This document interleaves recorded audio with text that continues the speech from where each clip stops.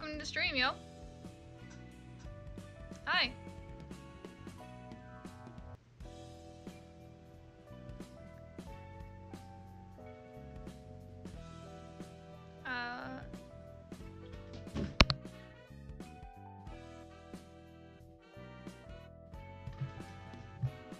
Hi.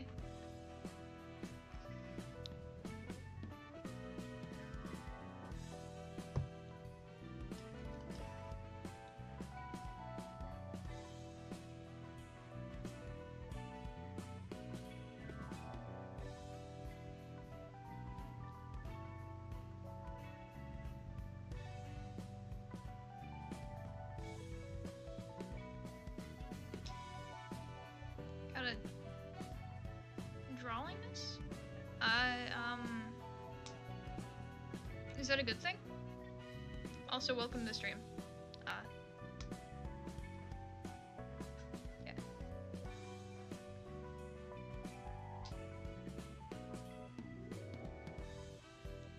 Why now's the time?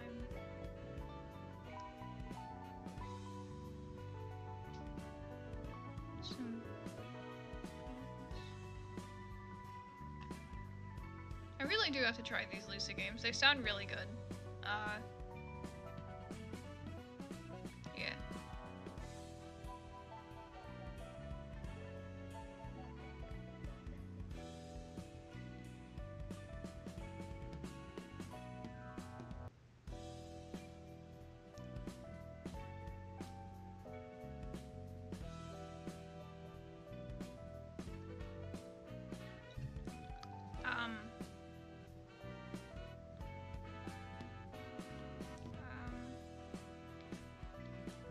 Start with helpful, painful, and timeless. They're amazing.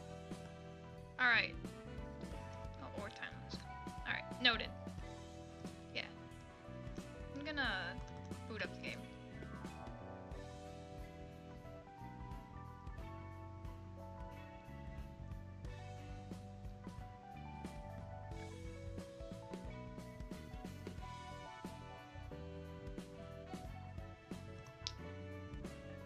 Oh, a drawing tablet. Cool.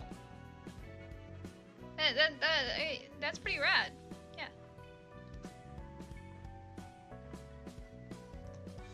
Right. Yeah.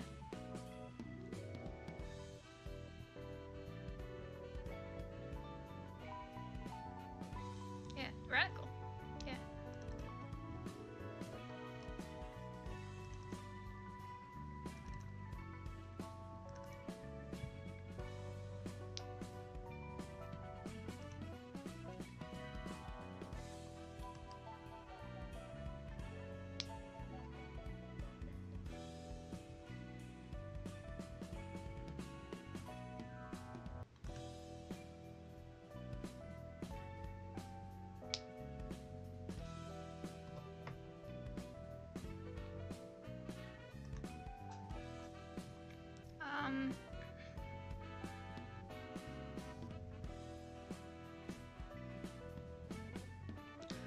You know, I made one of those, well, not made, but I got one of those, what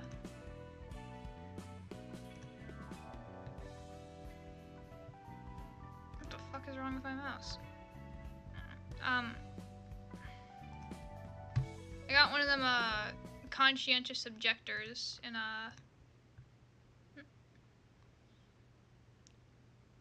Oh My Lando version. Balancing fixes isn't finished. New party members will soft lock the... Alright. Noted, once again. Yeah. Thanks.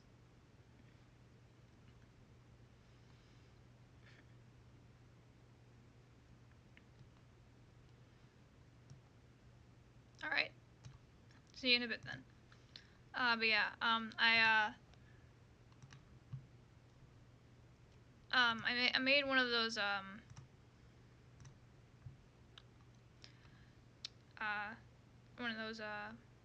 do they call it?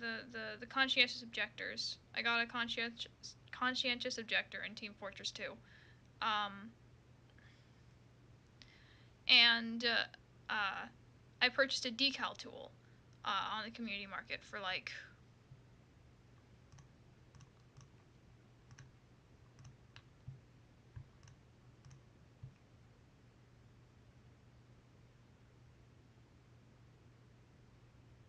$0.11 or so.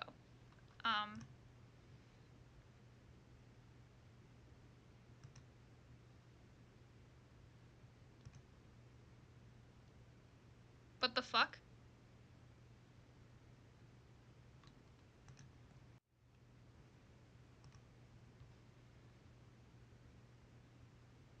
Hang on. What?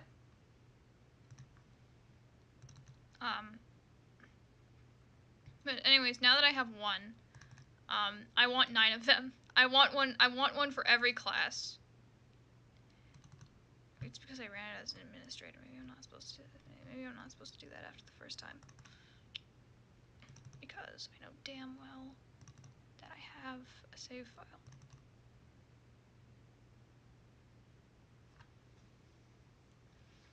I'm gonna get some water.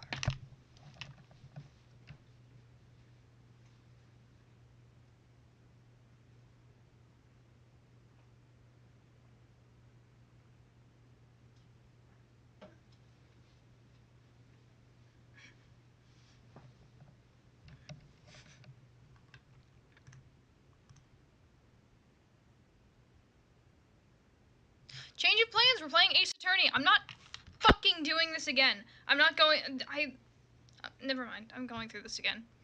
That's alright, I can just skip everything, can't I? God damn. We were only talking with Kyrie, last time, right? Yeah.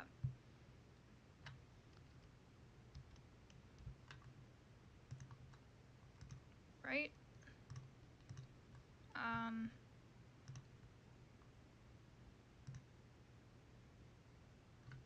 So where's the fucking audio?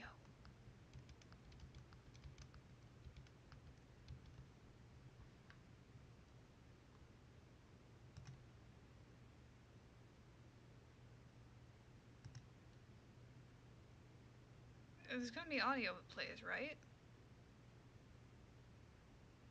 Ah! Okay, start by clicking original images. And there's, like, sound playing, right?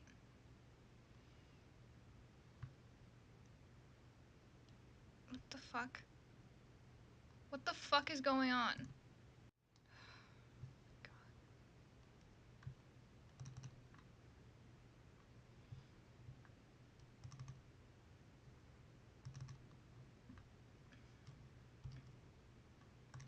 Hang on.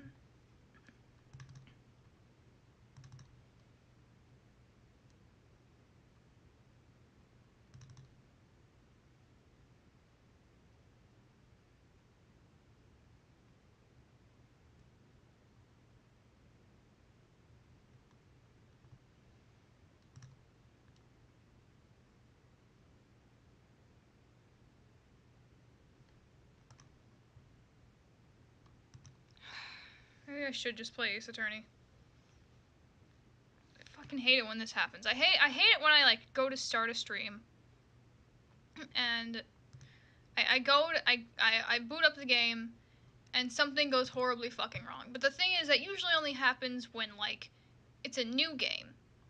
When it's like a game I just downloaded today that I haven't played.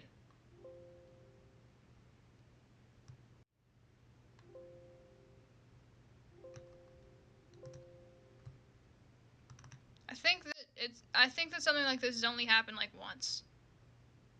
And it was like with Metal Gear.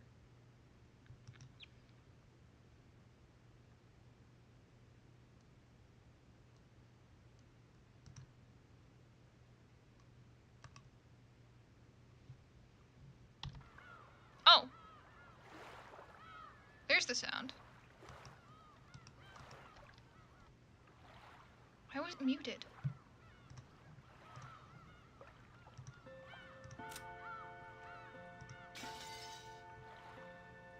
I guess I'm just gonna skip through a bunch of the text. Actually, I can skip through, right?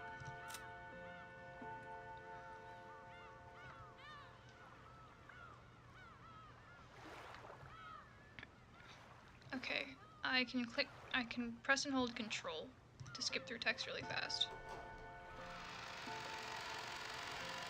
So I'll just like skip to where we were before.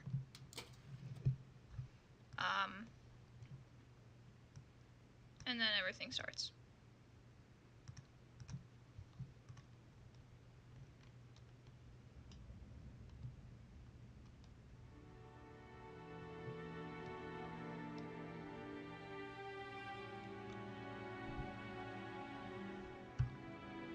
I should think of something to talk about while we wait.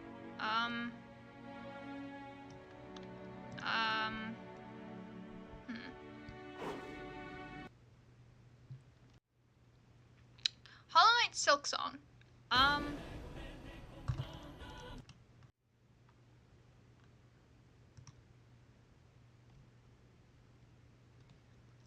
So, yes,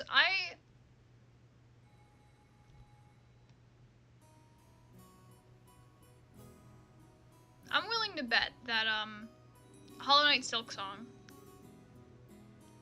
is going to come out this year. I can feel it. I can feel it in my bones. We're in the final stretch for this fucking game.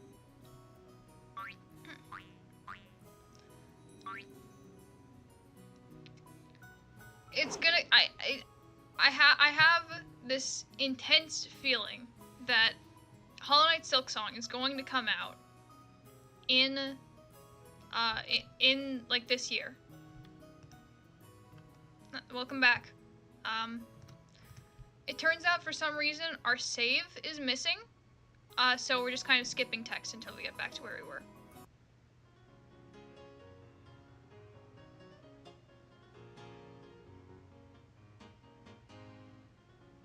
And the weird thing is, I checked in the umineko folder. There's a saves folder, and it's got save1.dat in it, which I assume is our save file, but it's not showing up on the menu. And you know something? I don't feel like resolving it. I don't feel like resolving whatever issue is taking place. I don't feel like troubleshooting right now. So I'm just gonna do it the boring way, but the way we know that works. But yeah, I do believe that Silk Song is going to come out this year. I have no proof. But if not this year, early next year. Yeah. Thankfully, it's a PowerPoint in extreme fast motion.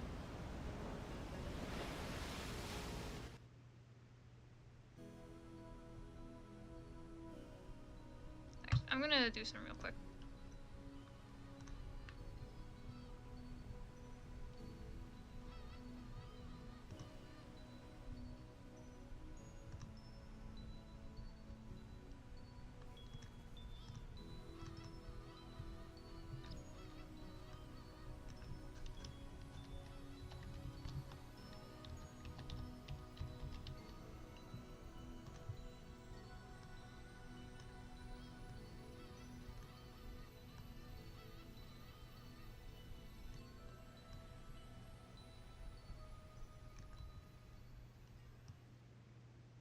Just in case.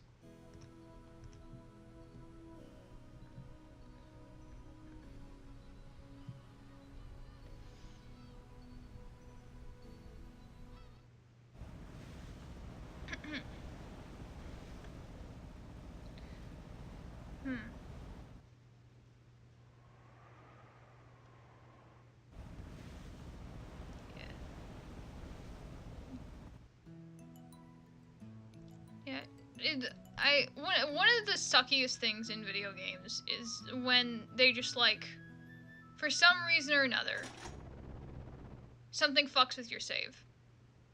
Like worse than any boss or any actual in-game enemy.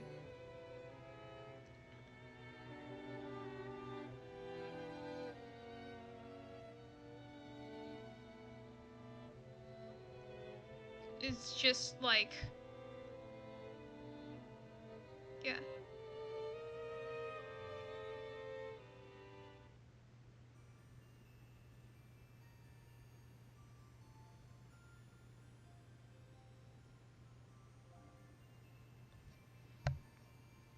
That happened to me with like.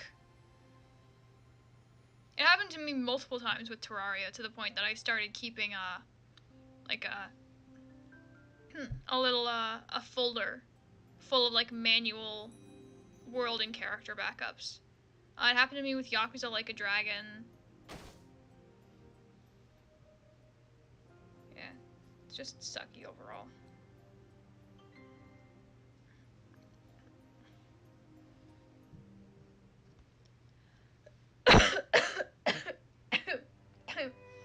Yeah.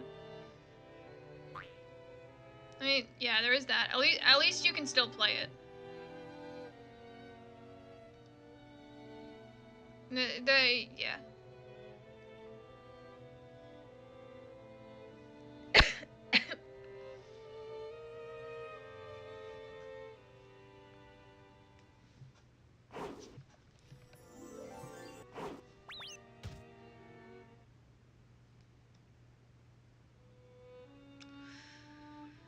Hmm.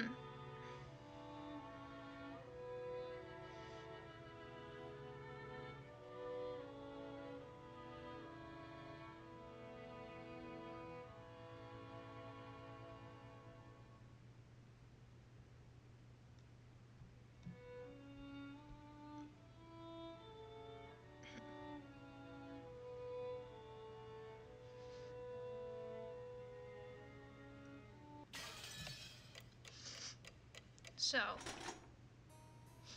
videos games, am I right?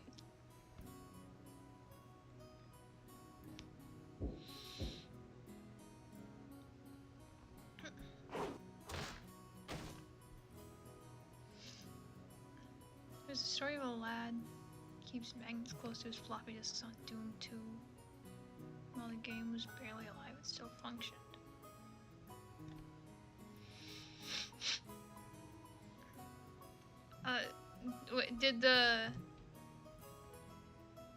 Did the magnets like fuck with the disc?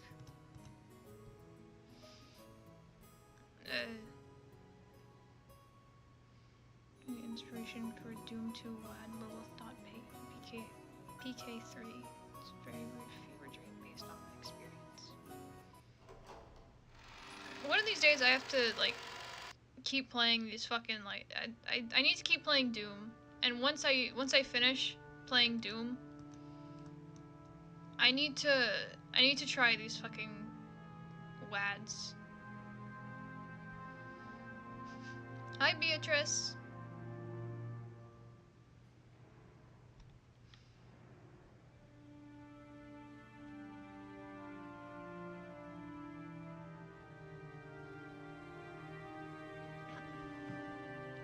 You know, speaking of like WADs and like modding and all that shit, one of the greatest experiences you could possibly have when you like want to mod something is when a game just has like all of its like textures and sounds and all that shit just sitting out in the open. It makes everything so easy.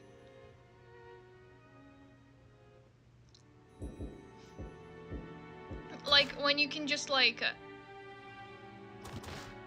replace a file, when you can just like replace an image file, an image texture with like with another image of like the same size and just give it the same name and it shows up. Perfect. Perfect. Corruptions. Sprites drama doesn't resemble Doom 2 at all. It kind of makes me think of what's it called? LSD Dream Emulator, I think it's called.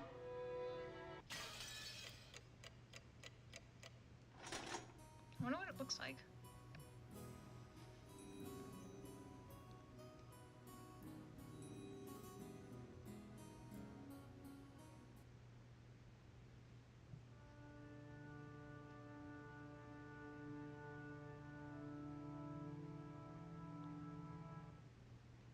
Yeah.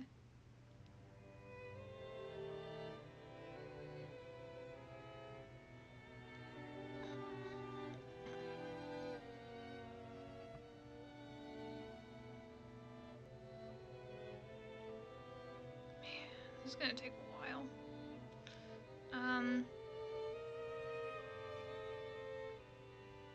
Now, I know I said that, like... I know I said that 4,000 voice lines to recreate in Vocaloid is too much work. In total, Facade has 8,000. But it still tempts me. Because a lot of... There's no... I don't think there's a single voice line that's over 10 seconds long. And I think it would be really, really, really funny.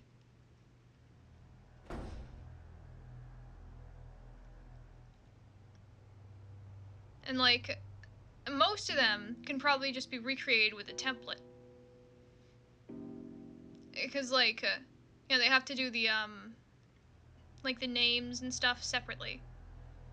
And there's probably also just...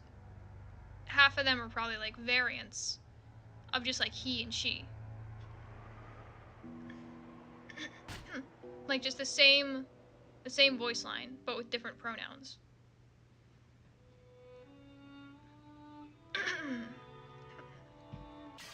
It's like, on one hand, there's 4,000 voice lines per character.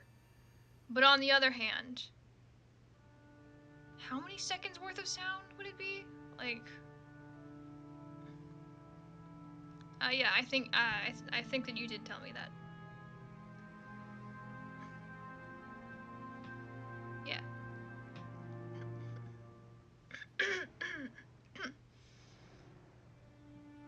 It's Army in Black. Army in Black is one of, like, the only abnormalities that I've never had in my facility, I think. So good luck. Yeah.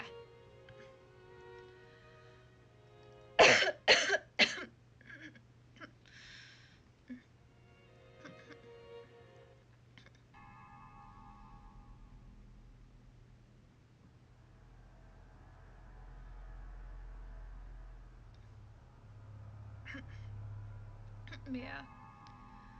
Yeah, 4,000 voice lines per character, but, like, a good, I think about 200 of those are just saying names, so they're, like, only 1 second long.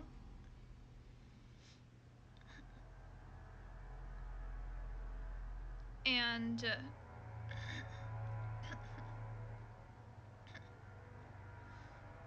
a lot of them are probably just, like, variants of, like, the same thing with he or she.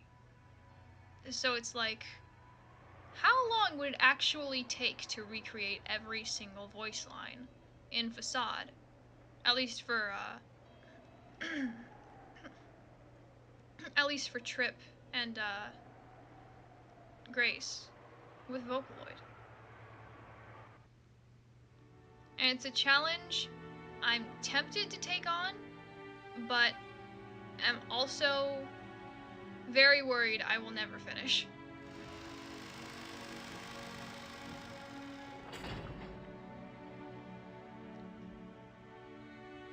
And then if I wanted to go to the extra mile, I could, like, do the phone calls and shit.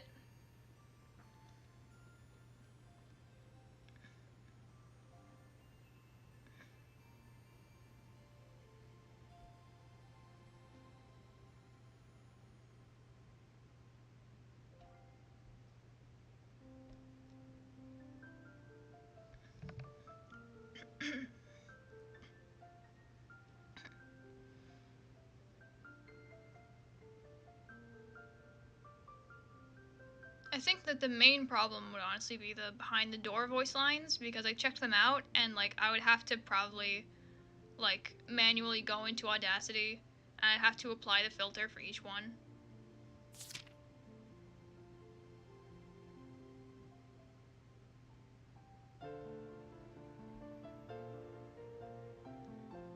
And also, if I fuck up one of the file names or something, it is all over.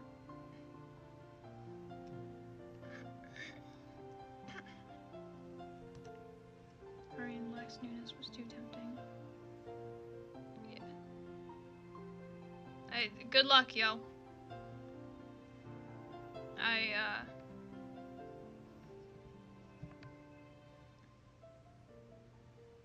Yeah.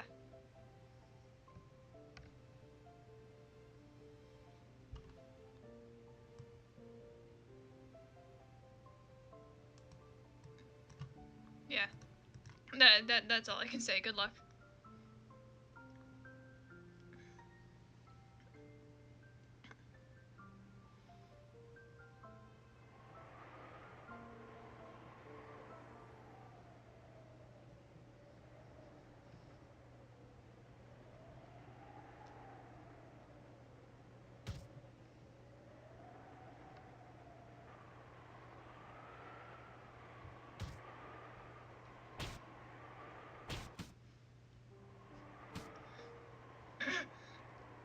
All right, I think we're a good portion of. I think we're getting. We're getting closer to where we were in the game, which is pretty good.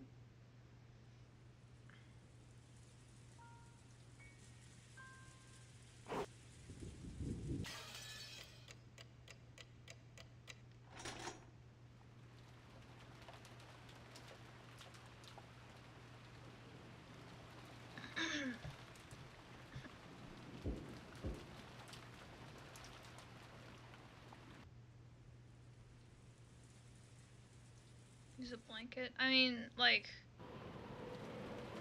I'm recording all of them with Vocaloid, so it's not. I can't really use physical objects. It's I would be using a computer program to recreate it.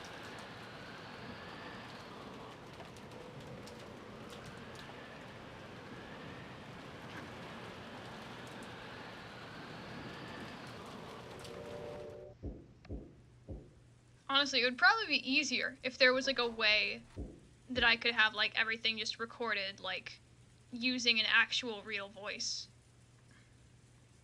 But like, hey, it's Vocaloid.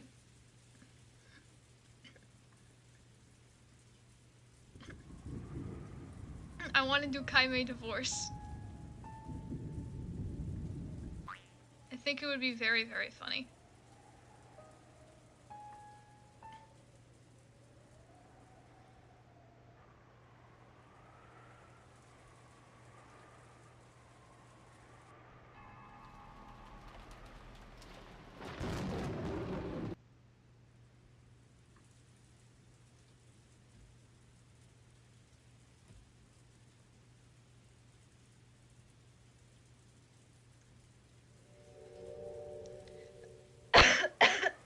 Ugh.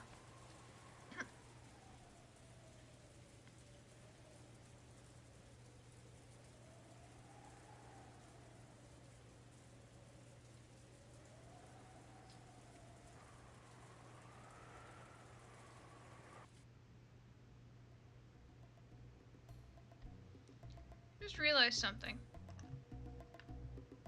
Oh wait, fuck, I can't check, can I? Oh well. I really hope I didn't leave the latency too high.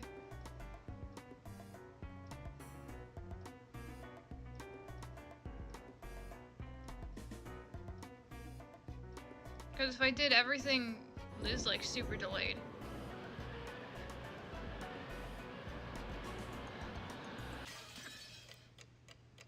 And like, I can't just go and like change it now, you know?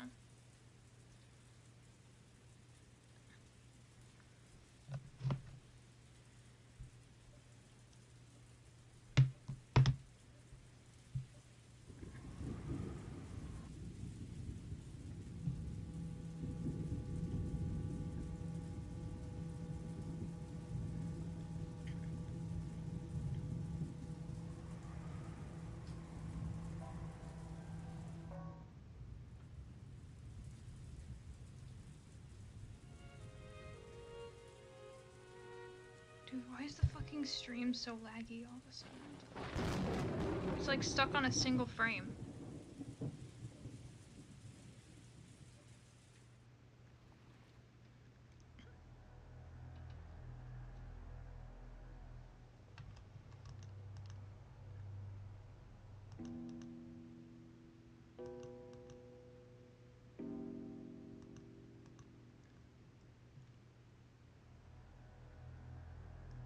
Play the Vocaloid through a speaker. I don't think that would work either. My computer doesn't have any speakers. And either way, like, I just don't think, I just think it would probably just come out best if I just, like, muffled them myself in Audacity. I think we're almost where...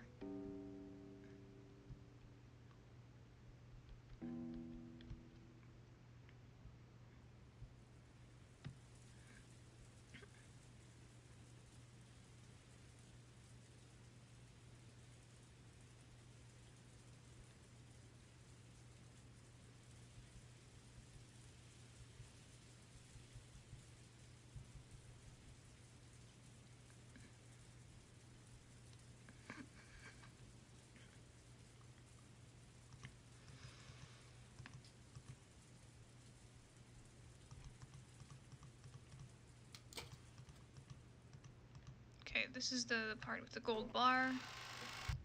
Yeah, I think I might have left the latency too high, so there's a bunch of, like, stream lag and shit.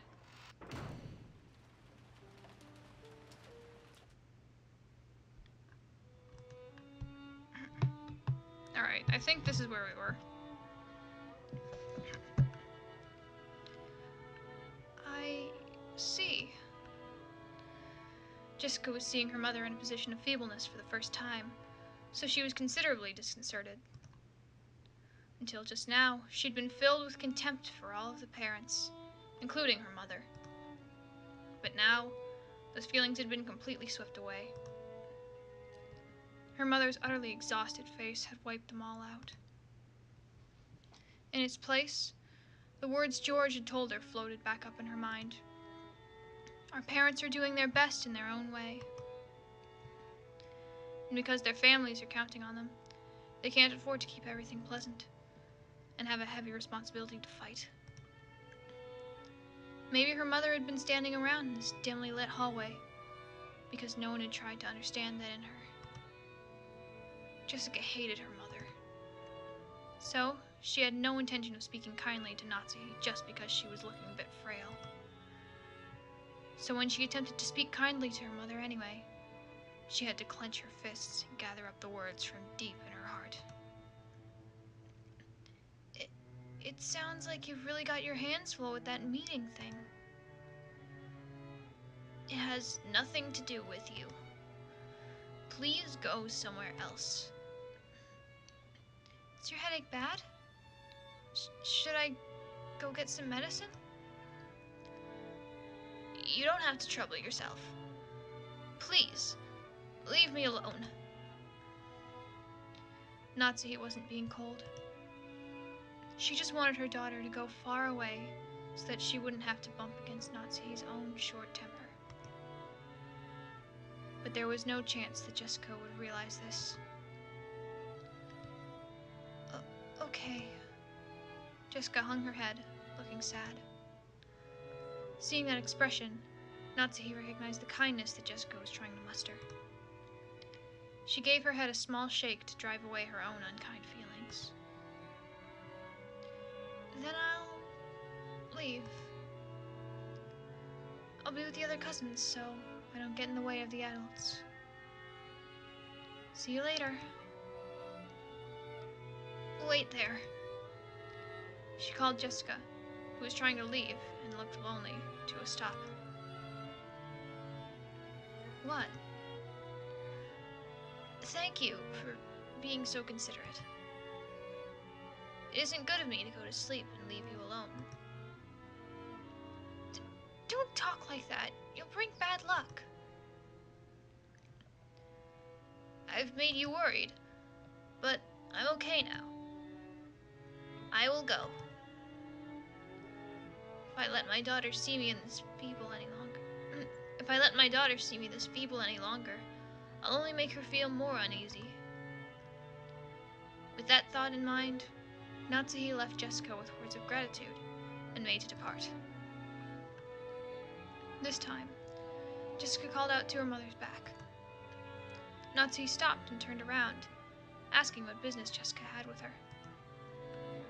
But Jessica herself didn't know why she'd stopped her mother. And for a while, she smiled wryly muttering to herself as she hesitated over what to say. She was poking around in her pocket when her hand touched something, and she took it out. Hey, Mom! I, was given a charm today. What was it? A charm against magic? I'm pretty sure that you were supposed to hang it from your doorknob, I think. I forget. There's no point in me having it. So, I'll let you take it. It was the scorpion charm that Maria had given her on the beach.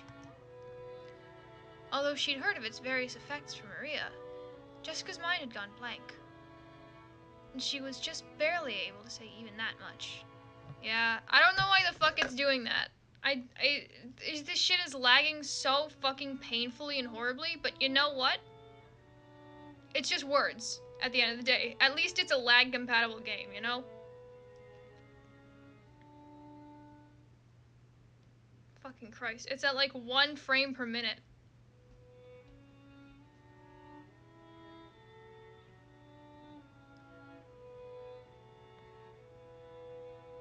Oh wait, hang on, wait, isn't it? Hey wait, the text isn't... Fucking god. The stream is a mess, my fucking god.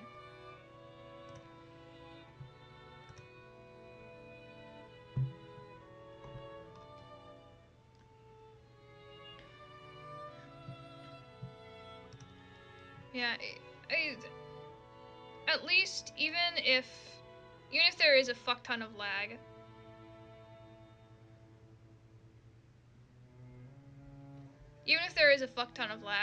at least this game is lag compatible. You know? At least it's a visual novel. We're just reading words. Jessica, thinking that her mother probably wouldn't accept it anyway, immediately drew back the hand she had stuck out, grasping the charm. So when Natsuhi came back to take it, she was extremely shocked. What is this? Some kind of prize toy?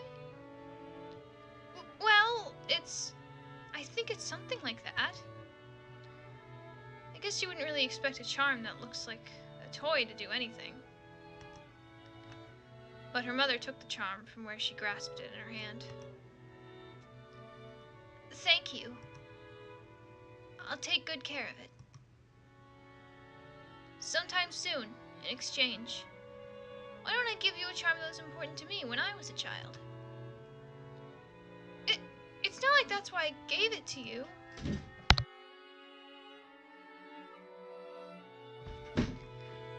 But, well, if you really say so, then I will rest for now. My headache is awful. Try not to stay up too late. Sure.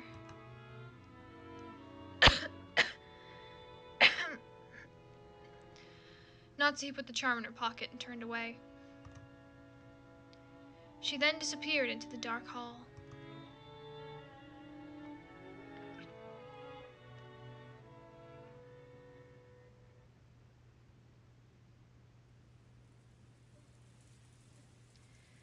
It seems the weather will be like this all day tomorrow, after all. Dang, this makes the good weather we had earlier feel like a lie. George, Aniki, and I were killing time in front of the parlor television. At that point, Jessica returned. Her face was still blank, but it looked like she'd calmed down a little since we'd last seen her. Is Maria still in front of the portrait? Nope.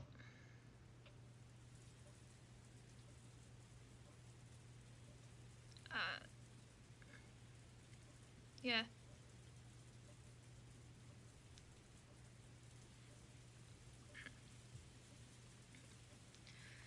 Nope. She just came back, and she's sleeping over there on the sofa. It's getting pretty late for her, after all. Looking at the clock, I saw it was a little past 10 o'clock p.m. Even if we were planning to stay up all night, It was about time to head back to our room. Well, my mom did have a room prepared for us in the mansion. What do we do? I'd rather head back to the guest house. Going by what we saw of our parents, I think it'd be better if we weren't in the mansion. I agree. Feels like they're telling us kids to mind our own business and stay out of their way. Let's be good little boys and girls and do that. Charm increase nail range? No, it's the Dash Master, unfortunately. It's the Sans one.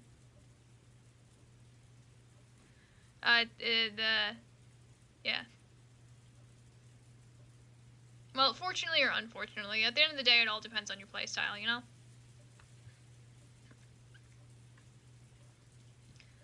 I am, throughout this whole thing, constantly regretting, not checking the latency pre-stream, because I am like 99% sure this was caused by me not clicking ultra low latency before the stream. As we were talking about this, Aunt Rosa came into the parlor. She was looking all over restlessly, probably trying to find Maria. Aunt Rosa, if you're looking for Maria, she's over there on the sofa. Thank you. My, she's out cold. We must move her to a bed. If you like, I'll carry her over to a bed. Thanks, that'd be wonderful. You all heading back to the guest house?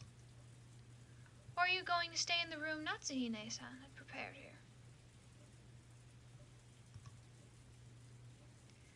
We were just talking about that. We just decided to head over to the guest house. I see. Then could I ask you to take Maria with you?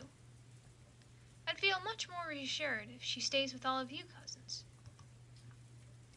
Behind those words, she seemed to be concealing some regret that the adults, herself included, had deeply hurt Maria's feelings. Leave it to us, Aunt Rosa. After all, we do have an expert at comforting Maria with us. Are you talking about me? I couldn't do it myself. We'll need everyone together. That's right. Battler, weren't you the one who hit it off with Maria when you were messing around earlier?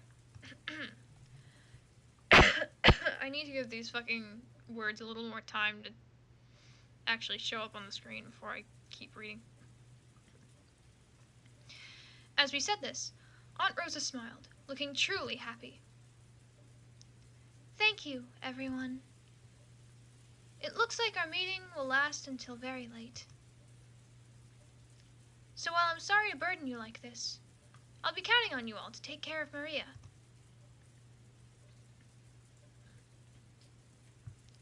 Hey, Maria! You sound asleep? I don't know. We're going back to the guest house. Maria muttered something indistinct, rolled over, and fell back asleep. It looked like she was sleeping deeply.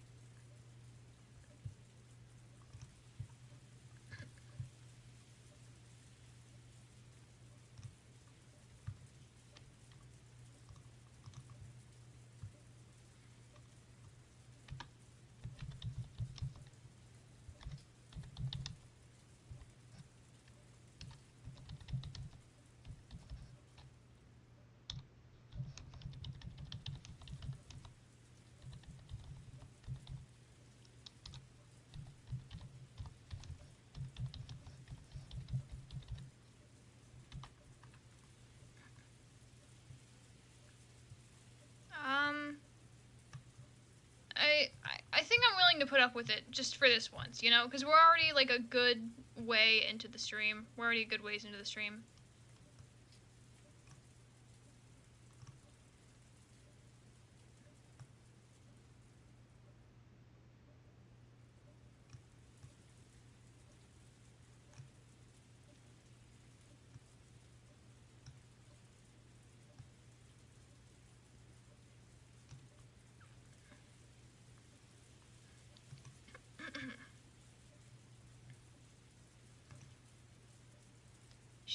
cold. I'd hate to wake her. Right, I'll carry her.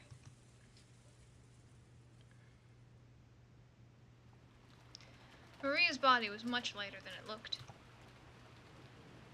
I lifted her up and put her on George Aniki's back. It was raining hard outside, and Aniki couldn't hold an umbrella and carry Maria at the same time. It looked like Aunt Rosa would come with us as far as the guest house to help out. However, when she heard Uncle Krause's voice call out to her, she had no choice but to return. Now that's a problem. I have to go back now. Is everyone returning to the guest house? After we left the hall on the way to the entrance, the door to the servant room opened, and Shannon-chan stepped out. It has grown very dark, so allow me to guide you. That would be great, Shannon-chan. George-kun is going to carry Maria there. Could you hold an umbrella for him? Yes, certainly. Shannon-chan brought umbrellas for each of us, and a flashlight to guide the way. As we opened the front door, the downpour was quite terrific. It looked like we wouldn't have any spare time to take a pleasant walk and enjoy the nighttime rose garden. Aniki, is she too heavy? Want me to carry her? It's okay. I can at least carry Maria-chan. I'm truly grateful. Please take care of Maria. Sure, you got it. Then I guess this is good night, Aunt Rosa. Then I will see them over there and return here. Yes, please. Aunt Rosa watched us leave. Maria. I'm sorry. Oh, this is probably it. Maria. I'm sorry for everything. Yeah. Me when I forget things. I forgot. I forgot.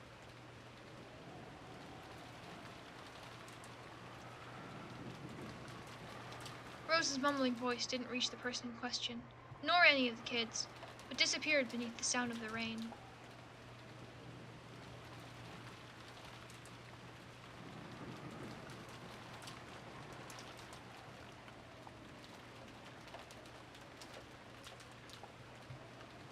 After cutting through the rainy rose garden, we arrived at the guest house. If only I had applied for the position of Maria carrier. Then I would have gotten a chance to have Shannon-chan. Aww! Stop! Stop!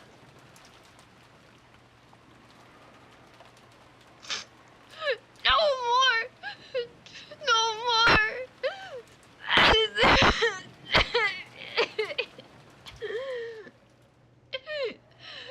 No sex! No more sex! Please! Please! No sex!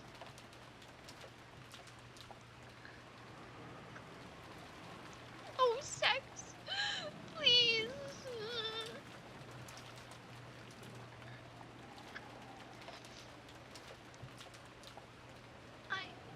I thought that if I didn't walk like this, George-sama would get all wet. Come on, quit babbling and go in. After being urged on by Jessica, we folded up our umbrellas and went into the guest house.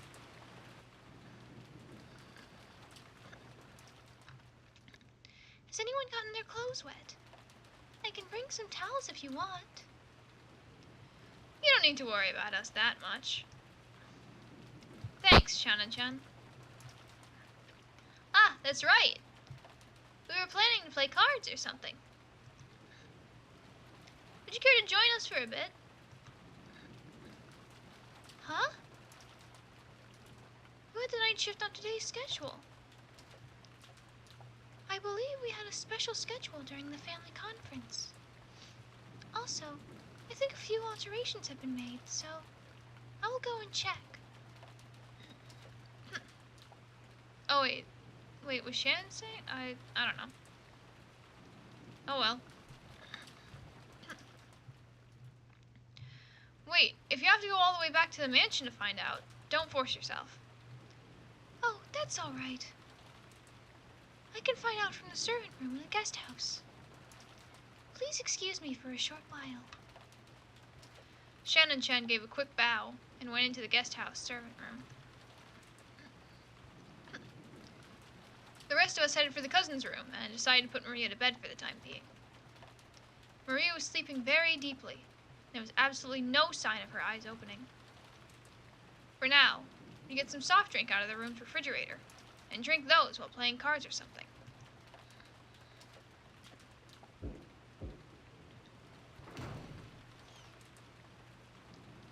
Oh, Kanan-kun? And you're here too, Genji-sama. What has happened with tonight's shift? Kraus-sama has given an order. He made some sizable changes to the shift schedule. Indeed. Goda-san now has the night shift at the mansion. Shannon and Kanon have the night shift in the guest house. Kumasawa-san and I have been ordered to sleep in the guest house. Just now, a phone call came, saying that once you arrived, you were also to remain here for the rest of the night.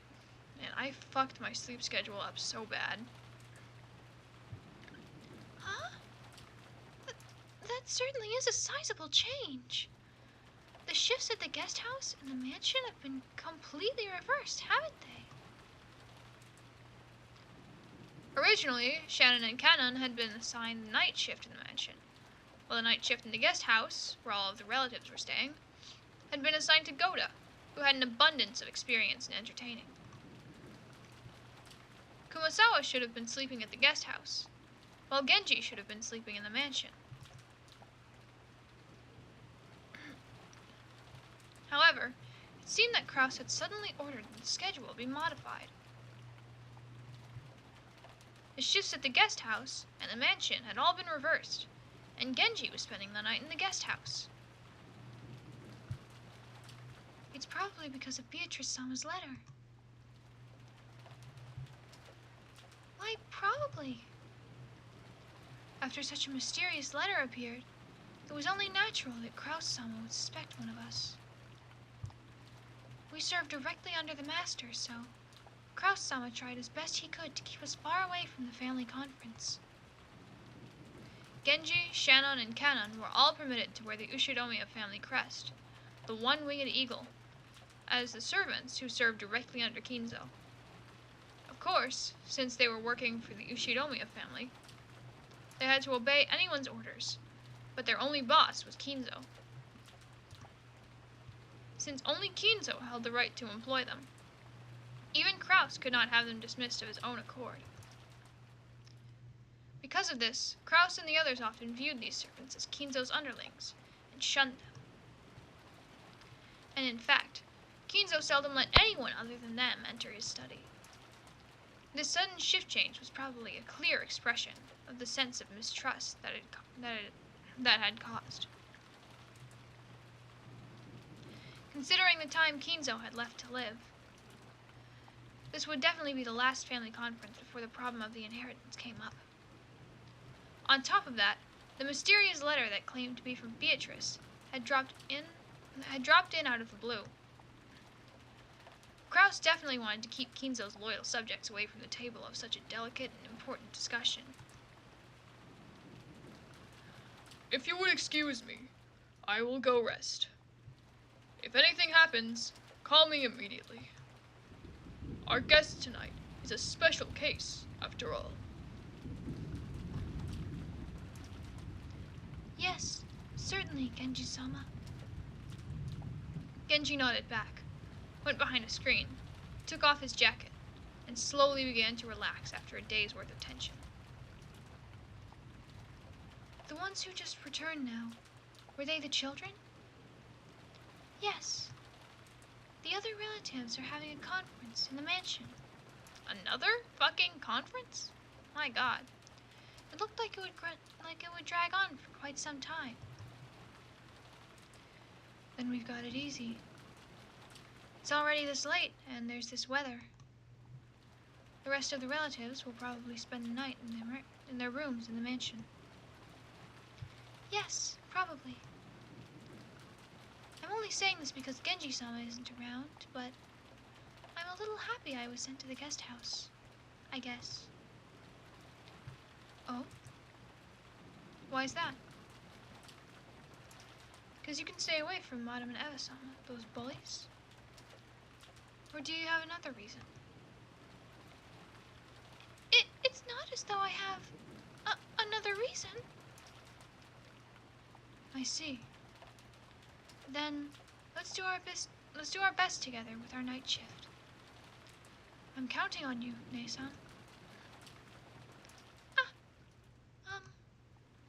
Just now, I was asked to go to the children's room and play with them. Shannon hung her head apologetically, gazing at Cannon uncertainly. Cannon didn't try to meet her eyes, and spoke curtly as he sighed. It looked like he didn't plan on indulging his sister. You can't. You were assigned to the night shift. Besides which, it isn't necessary for furniture like us to respond to an invitation to play. You understand, right? Yes, I do understand.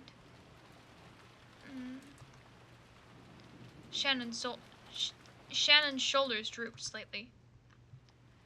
She had already expected that Cannon, a stickler for rules, would say something like that, but she still seemed a little discouraged. As Cannon flipped through a logbook, he spoke without facing Shannon. That means the children will be waiting for you. You'll have to apologize and tell them you have the night shift, and won't be able to stay with them. Go and come back. Huh? Yes.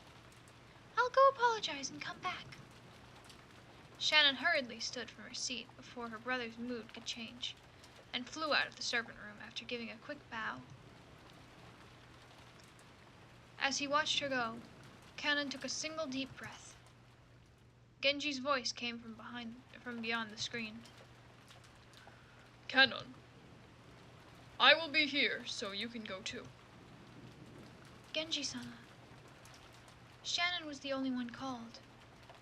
It's not as though I was invited. That is only because you were not there at the time. If you had been, you would have been invited as well. It is good to play as a child from time to time. No, such a thing is not necessary for me. Human children may have a need to play, but we are furniture. Is that so? Ne-san is also furniture.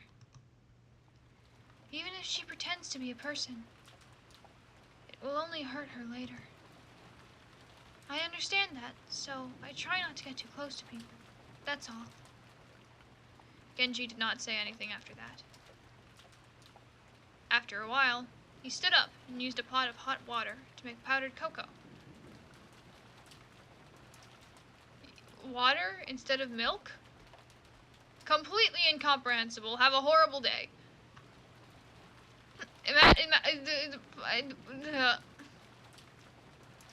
Serving some to Cannon as well. The fucking hot cocoa with powdered cocoa with water fucking sucks so bad.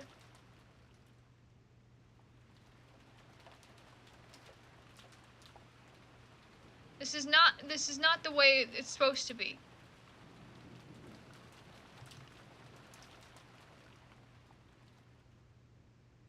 I don't know, I guess they didn't really have a way to get milk anyways. Is that for real? I had no clue. Dumbass, you're too loud. You'll wake Maria up. Battler was so surprised that he yelled obnoxiously and scattered his cards everywhere. His voice caused Maria to turn over once, but she soon fell back into a deep sleep. Jessica gave him a jab, and he lowered his voice. Still, seriously, now that you mention it, they really did have that kind of atmosphere, didn't they? Now I see. So George Aniki is... George couldn't be seen anywhere in the room.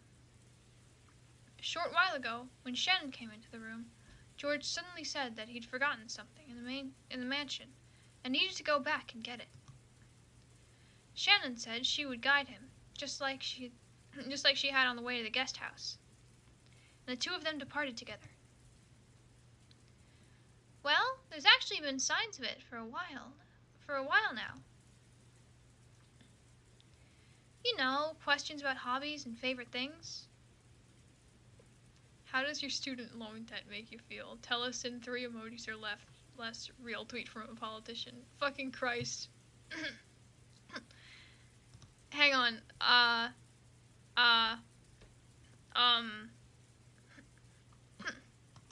gonna make a little bit of a silly. I just need to find a way to copy paste some emojis.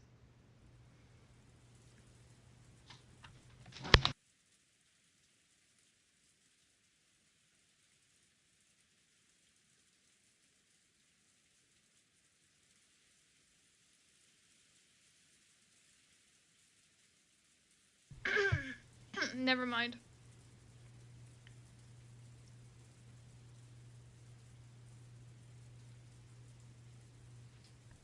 Yeah, I'll fucking tell you how student loan debt makes me feel in 3 emojis or less. The fucking...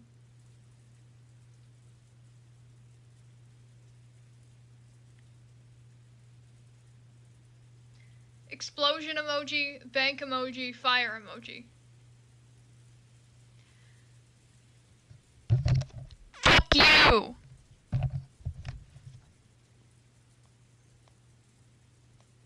Fucking Christ, I have so many goddamn tabs open.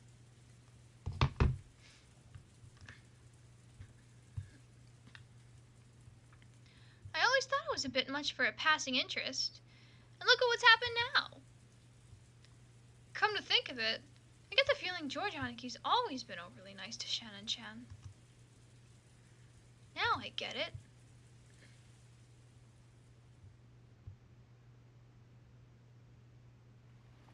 I mean, I would also be very niceies to Shannon-chan.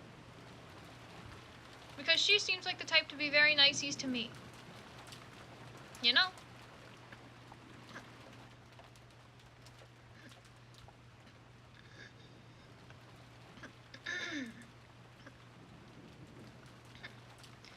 According to the weather report, it looks like it'll be at its worst tonight. It also seems it'll last all day tomorrow, though it should get a little better. Really? Then maybe the boat won't arrive until the day after tomorrow. I hope that doesn't interfere with your work on Monday. I already knew the typhoon would be coming beforehand. Just in case, I made sure I didn't have any plans for Monday. So it's okay. I may not look it, but I really am the type who can plan ahead on his schedule. George puffed out his chest, acting proud. Compared to the calm appearance George always had, as the oldest cousin, he now looked amusingly like a little kid. Shannon chuckled at this abrupt contrast. It's no surprise you're so well prepared, as someone who will bring prosperity to his company someday. Well, making a company prosper is really a tough job. Money isn't the only thing that's important. I learned that well when studying under my father. Making a company prosper is like owning a castle and leading your subordinates. My dad really loves reading about great leaders during the warring periods of Japan, a hobby that's probably influenced by the fact that he shares Toyotomi Hideyoshi's name. Much of his philosophy on managing businesses comes from talking about them. Did you know? Yeah, real. Fucking...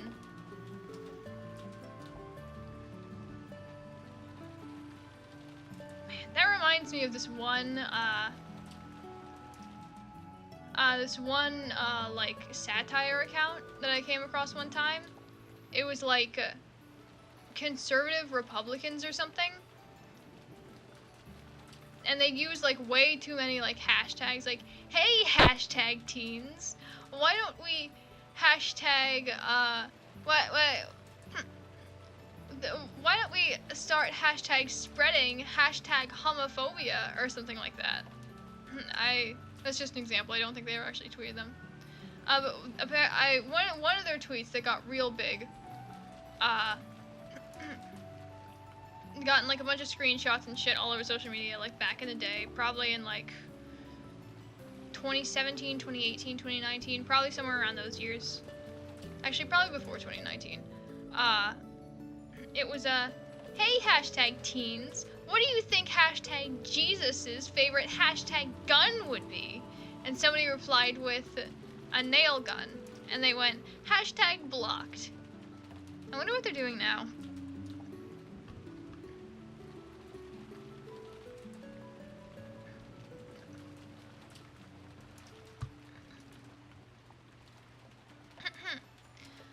Did you know? Takeda Shingen, who was feared as the leader of the strongest cavalry corps in the warring periods, started out with his troops in complete disarray, and didn't have the kind of strong leadership necessary to utilize them well. Is that true? That's a little unexpected. In order to unite his troops, Shingen showed his excellent leadership in many ways. For example, when a soldier succeeded well in battle, he would immediately honor them with a medal. Normally, that kind of thing was put off until after the war, and they were all awarded at once. He continued this diligently while in the field of battle, and immediately showing his appreciation for his troops' military exploits, motivated them in an extremely significant fashion. Also, whenever one of his troops was brought down by an illness, he'd be the first to rush up to them and care for them, and so on. Takeda Shingen wasn't just the man who led the strongest cavalry corps in the warring period. He was the person who cared the most for his troops throughout the warring period. And because he was that kind of person, all of his troops went along with him. The truth was, Shannon had already heard this story several years ago. But whenever a discussion of his father led to this sort of topic, George would always glow and look like he was having a great time. So Shannon just smiled without interrupting, urging him to continue. Of course, in a capitalist world, money determines both your strength and the height of your fortifications. But you can't build up a castle or succeed in war by yourself. Such things can only be accomplished with the support of many subordinates, by borrowing their strength. After understanding this, when I look at my father's back, I realize how immature I am. I can clearly see how much competition he had to overcome before building up all he has now. George-sama, you truly look up to your father.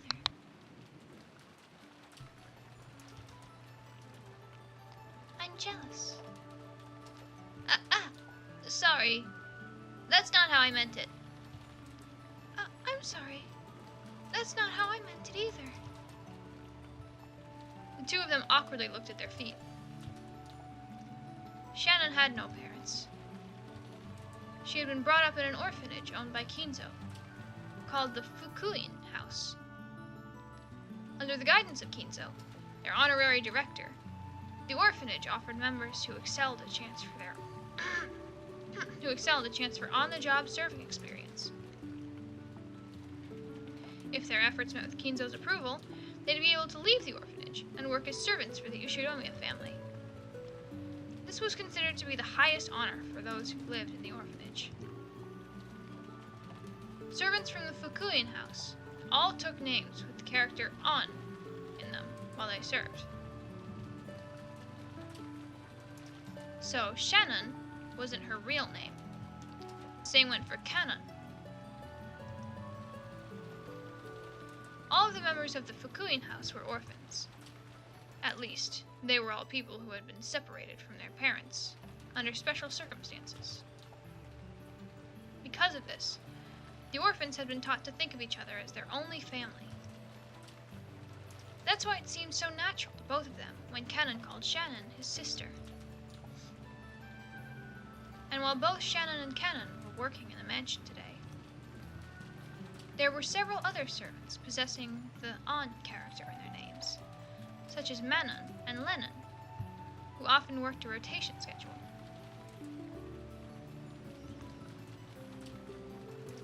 However, there were not many servants who stayed with the Ushiromiya family for long.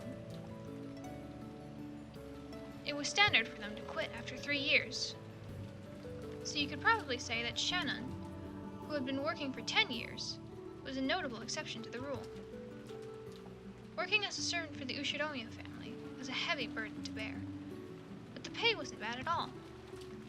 Working for a full 3 years would earn more than what was needed to enter mainstream society.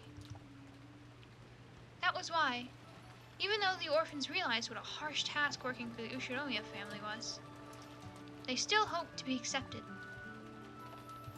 Maybe the fact that Shannon managed to continue working for 10 years wasn't because she had more willpower than the other servants. Maybe she'd gotten stuck working for 10 years because she didn't have the courage to say she wanted to quit. Kinzo couldn't even trust his own blood relatives, and those excellent servants from the Fukuin house were the only ones he could rely on. Because of that, Kinzo would sometimes allow them to wear the family crest, as servants under his direct control, and have them work close to him. You've been working here for almost 10 years now, right? You must have saved up a lot of money by now. I wonder. It's not like there's anything in particular I'd like to buy. After all, a few million yen isn't enough to live off of for the rest of your life.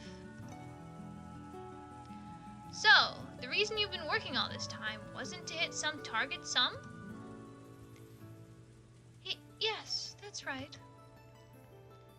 I have nowhere to go outside this mansion. And I have been getting along well with Milady and the other young servants. The madam does scold me sometimes, but caring for the roses and cleaning the mansion is fun. But that can't be your entire life, Shannon-chan. No, Sayo-chan. Shannon casted her eyes downward when she heard her real name. And, you know something? So, like... I just remembered. Limbus Company, right? When I first started playing Limbus Company, right? Back when it, like, I was, like, sitting at the gates waiting for Limbus to come out. I wanted to be the first person to leave a review, by the way. I might have achieved that goal, but I'm not totally sure. But yeah, when I first played Limbus Company, I was doing my best to, like, clear all the stories as quickly as possible. Just so I could, like, you know, get, like, I could avoid as many spoilers as possible.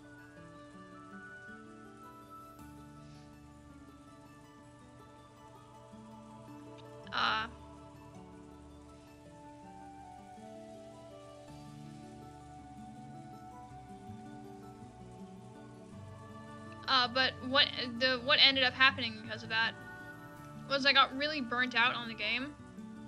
Like, I did all the stuff, I did all the stories, I did all the battle pass, and then there was nothing else to do.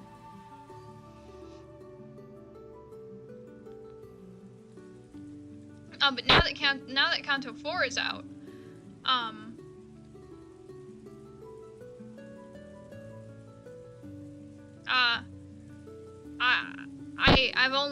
I've only done the first part of it. I'm on I'm on number 14. I'm on the 14th level or whatever. And there's like 40 fucking levels. And it's I'm doing everything I can to avoid spoilers, but it's gonna take me fucking forever to clear all that. At least I'll be getting a lot of lunacy out of it, so that's pretty cool. She understood what George was trying to say and fell silent. There's something I've learned as I continue to study, even after becoming an adult and a full-fledged member of society. A human's life is not as monotonous or short as we thought when we were kids. All school-age kids have certain fears that they can't shake. They wonder whether they'll live the rest of their lives like sleepy classes after a monotonous and boring school day, spending their time in a carefree laziness without anything interesting happening until it's all over. However, life's only like that for underage students. Compared to a human's life, the time they spend as students is nothing more than a blink of the eye, a period where they break through the shells of their immaturity. The inside of the shell might be a hot, suffocating, and boring world, but the world beyond that shell is vast and filled with limitless possibilities. So far, your life has been trapped inside the shell called Shannon. I think you're under the mistaken impression that your life will continue like this forever. That's... Shannon couldn't deny those words. She'd been unable to harbor any clear doubts about her lifestyle. And since she never had any hope or goals for changing herself, she'd lazily continued living the way she always had. And if asked whether this life was satisfying, she wouldn't have been able to nod. She may have been intentionally averting her eyes from the truth. Without George's admonishments, she would have continued pretending not to notice as her real life slipped away bit by bit, neglected. George-sama, is it wrong for me to continue living this way? Yeah, it is. Oh, and by the way, didn't you break one of your rules just now? George immediately gave a strict answer, then broke out into a mischievous smile. Shannon already knew what she was being chided for, and she hung her head again, apparently embarrassed. Didn't you promise not to use Sama when the two of us are alone? I couldn't obey that as a promise. But if it was an order, I would have to obey it. Because I'm furniture. Then it's an order. Yes. Certainly, George-san. As Shannon hung her head, her face red, she said George's name again, this time following it with san. Yes, that's fine, Sayo-chan. George smiled at Shannon. No, Sayo, to praise her small act of bravery. This short exchange alone made it clear how far back their relationship must have stretched. Does Umineko pass the "do I turn off my TV when other people walk into the room" test?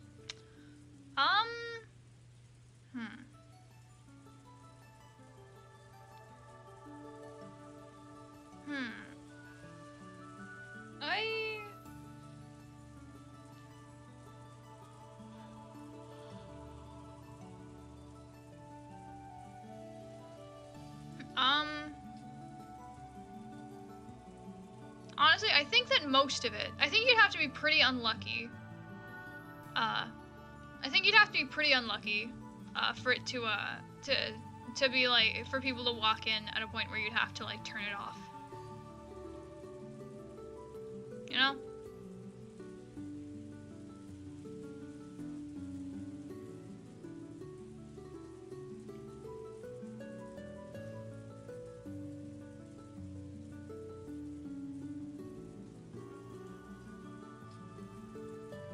Yeah, I think you'd have to be stuck in a pretty unlucky spot for that. But also, that reminds me of something. Remember when Bayonetta 3 came out, and they introduced that innocent angel mode where it was like if you were like, it was designed for like if you're like playing with other people around, so people wouldn't think you were like, you know, doing something really weird or whatever.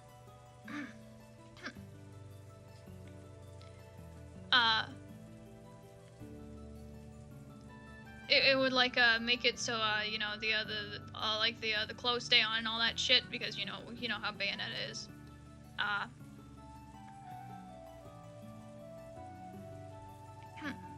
And like people were upset because of like censorship, even though it's a completely optional mode. That was pretty funny, I think. At the end of the day, the anti-censorship crowd, they aren't actually against, like, they aren't upset because things are being censored. They're upset because they can't see boobs anymore. Because every time they talk about censorship, they're talking about like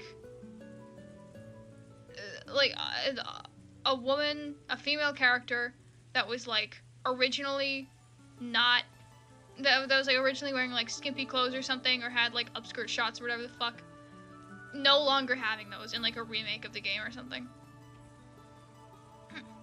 Like there was that one girl from like Street Fighter or whatever the fuck, where it's like they released new like they released new game in the series or something, and she was wearing like leggings or whatever, or like they were pants, like I think they went down to like right above the knee, and people were fucking losing their mind because no, it's censorship. But what no, it's censorship always fucking means is I can't see boobie anymore. What the fuck? And I just think that's kind of funny, because when it comes to stuff like that, being anti-censorship never means being anti-censorship.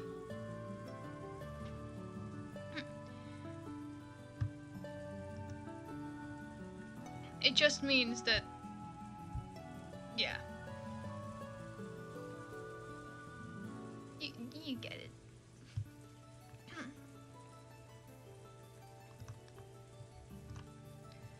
For a long while, the two talked as if the weather raging about them didn't even enter their thoughts. They talked about the many memories they'd built during their relationship that no one else knew about. Every once in a while, a flash of lightning would attempt to interrupt them, but this could sully neither the roses nor the time they spent blushing at each other. Are they dating? Are George and Sayo dating?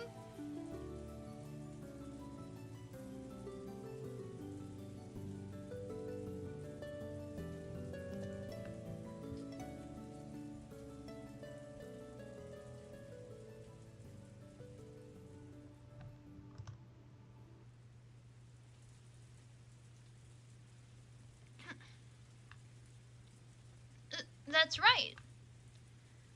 I had something I wanted to show you. What could it be? George, who had been speaking eloquently, suddenly started to stutter. Watching him, Shannon seemed to guess something. George timidly searched through his pocket. Something got caught in the depths of his pocket, and just like the stuttering George, it took a little while to get it out.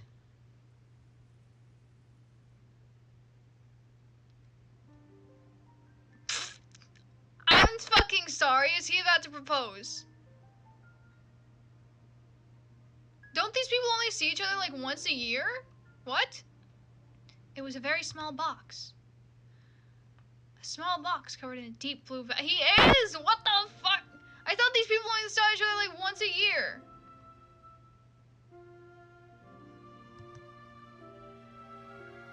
That peculiar shape was enough to tell anyone what was resting inside. Shannon had prepared her heart somewhat, certain beforehand this is what he'd been planning. But even so, when she actually saw it, she couldn't avoid blushing once more. George opened the small box, took something out, and held it out for Shannon to take. I want you to take this. I couldn't accept something so valuable.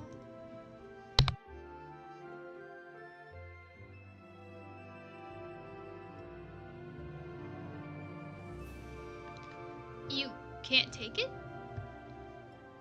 No, I'm unworthy of such a thing. Sayo, this isn't a request. It's an order. Take this ring, okay?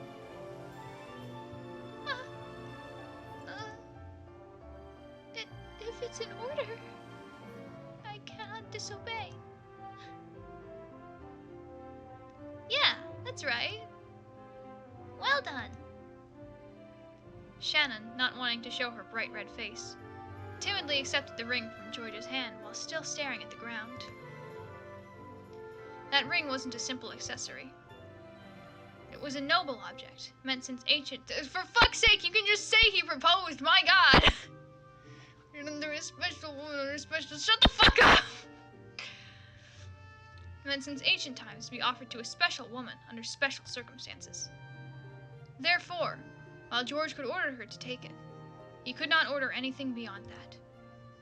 Anything beyond that would depend, not on an order, but on Sayo's own will. So, from here on, I'm not ordering you anymore. Sayo, I want you to give me your answer by tomorrow. Without using What? Without using words. Do you understand? How should I won't order you any further. So this isn't an order. But a ring is something you put on your finger, after all. If you like it, you can just put it on any finger you choose. Shannon had only pretended not to know. She already understood what he wanted her to do. She was standing at a huge crossroads of her life. Look how late it's gotten. Let's call it a day. George turned away from Shannon, acting just a bit bluntly. I could probably order you to wear it on your left hand. You might be timid and dependent enough to actually obey that kind of order. But I want at least this last step to be done by your own will, Sayo. Understand? Yes. So, that's my order. I want you to think about it well tonight, and show me your answer tomorrow. Shannon nodded back. Today was the culmination of their many days spent together. This moment certainly hadn't come as a surprise to Shannon. We should be getting back to the guest house soon. If we take any longer, we'll make everyone worry about us. Oh, I'm sorry. I just remembered something I had to do in the mansion, so, I have to get back to the mansion. At a time like this? Is that true? George stared into Shannon's face as he laughed mischievously. He definitely saw through Shannon's lie.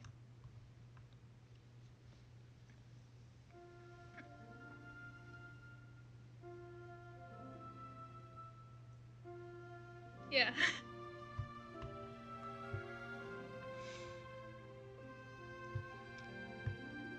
However, when he saw how she felt, he could sort of understand that she might be so embarrassed that she'd want to be alone. So, because George realized the meaning behind Shannon's lie, he accepted it.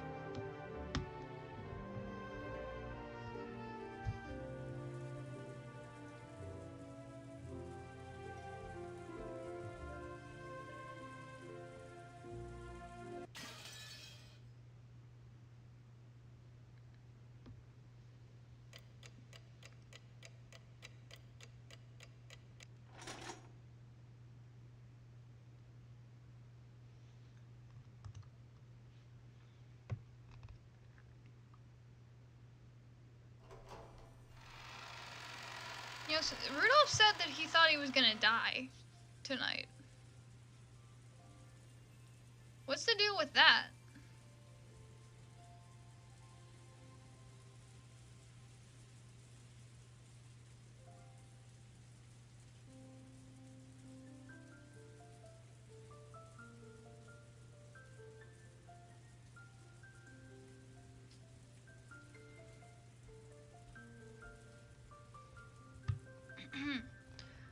Shannon entered the entrance hall of the mansion with a tottering gait. A mixture of exaltation and uncertainty gave her a feeling that she couldn't easily describe. It swelled up in her chest until she felt like she was about to burst. After stopping for a second in front of the servants' room to take a deep breath and calm her heart, she opened the door. Inside, Goda, who had been ordered to take the midnight shift at the mansion tonight, was absorbed in a worn-out crossword puzzle magazine. One of these days I want to eat spaghetti again. I haven't bothered to get any, spaghetti sauce for a while. I miss spaghetti.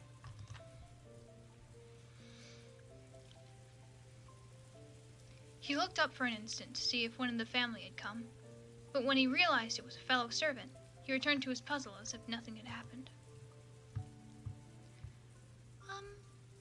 Genji-sama told me to come and help you.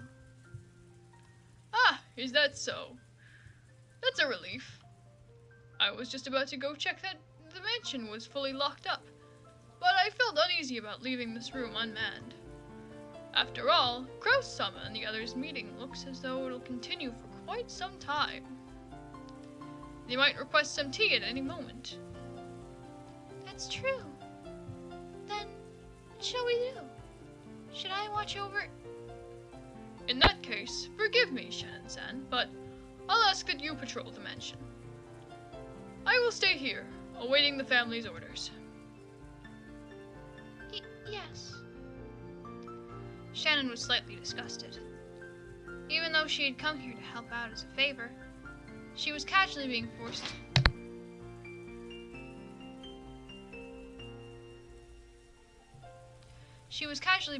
to do the job of the person actually on duty.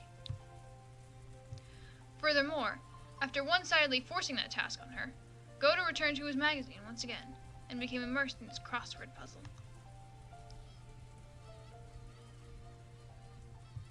Shannon bowed her head as a token sign of respect for her elder, then left the room to patrol the mansion. Thanks to her being a bit ticked off, she managed to suppress that floaty feeling she'd been having until just now. And anyway, she couldn't let Genji or Kanon see her looking like this. She wanted a little time to see herself until her heart calmed down, so maybe going on patrol wouldn't be so bad.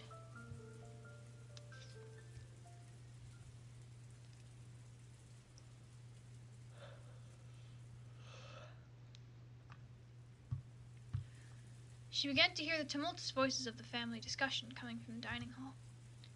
Someone was speaking at great length, only to be interrupted by someone else. This second person also began to speak in a very long, drawn-out fashion, until yet another person interrupted. Then it kept on repeating. It was as though their displeasure was seeping out through their voices. She had been told to go out to the guest house, so it would be bad if Kraus discovered her. Thinking this, Shannon dashed past the dining hall. Then she went along a prearranged route through the dark mansion, checking that all the locks were secure. She walked down the hall, checking each window. There were no humans on Rokkenjima other than those connected to the family, so locking up didn't really serve much of a purpose. No one had been in the habit of locking up at the Ushinomiya head family, at least not until Natsuhi had scolded them for being careless. The metal fixtures on the windows were ice cold, and as she checked them one by one, the glow in her heart seemed to cool down. What the fuck was that? At that time, she thought she saw something twinkling across the hall, It's Beatrice! Twinkling? How could anything be twinkling through the darkness of the hall? She figured she must have been imagining it, but she still held her breath. Grasping a curtain, she fearfully gazed down the hall. However, other than the occasional crack of thunder brightening the hallway, she was unable to glimpse any flicker again. Aw, it must have been her imagination after all. Maybe her heart was so agitated that she'd seen something that didn't even exist. Shannon went back to checking the windows. However, a certain unnerving memory was resurrected in the back of her mind. It was that ghost story, which had been passed down amongst the servants who served the Ushiromiya head family. I think after this I'm gonna go to CVS. I'm gonna get some Tic Tacs. I used to eat Tic Tacs all the fucking time in middle school. Speaking of middle school, I might have already mentioned this, but there's this I've got like 15 different flash drives on my desk, because I'm looking for this one specific flash drive that I had in middle school. So back in middle school, I was in a game design class, right?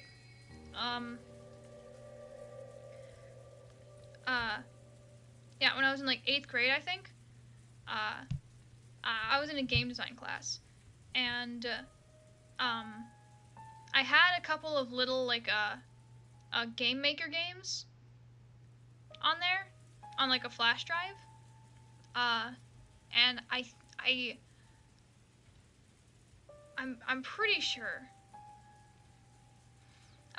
I brought it home with me, but I cannot for the life of me find it.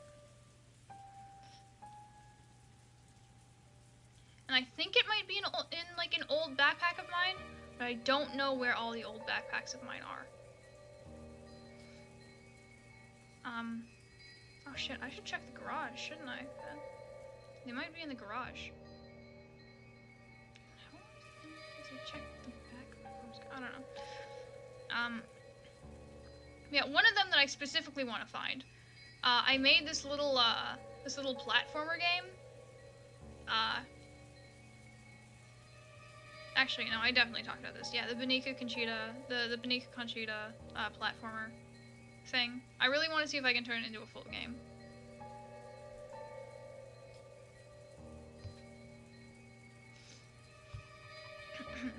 Yeah, I hope he doesn't die.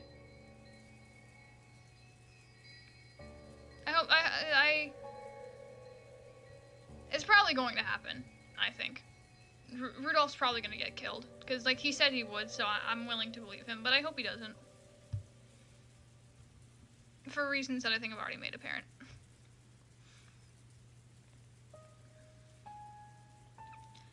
The mansion had 2 different masters, one of the day and one of the night. Beatrice, the master of the night, would sometimes fly around the mansion and it's Beatrice! It's Beatrice! Yeah! Yeah! Would sometimes fly around the mansion in the form of sparkling butterflies. That was the story. Come to think of it, didn't Kenon-kun once say that he'd seen it with his own eyes? Though he got sulky when I said he must have imagined it, and refused to believe him. Could it possibly be true? The roar of the thunder gave no answer.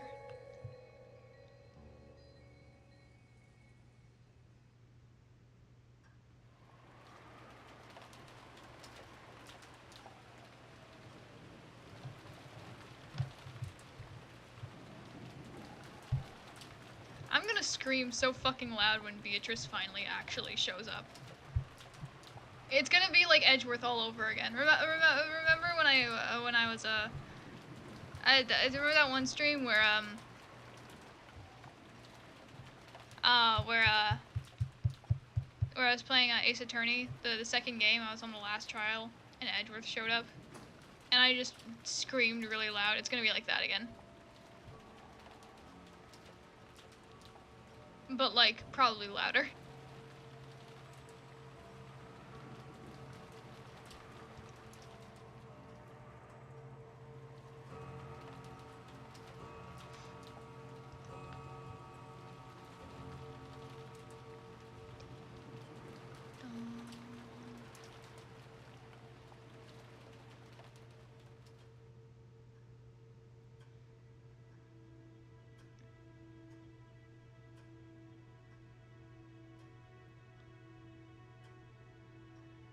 Oh, here we fucking go again.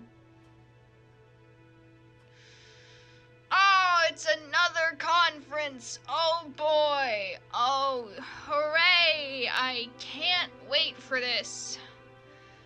Yippee! Please tell me I don't have to listen to the adults fight over bullshit again.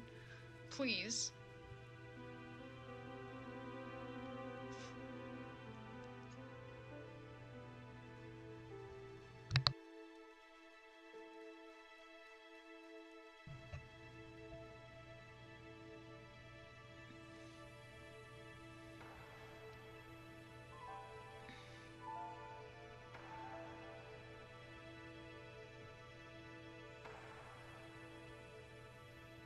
Hi, Beatrice.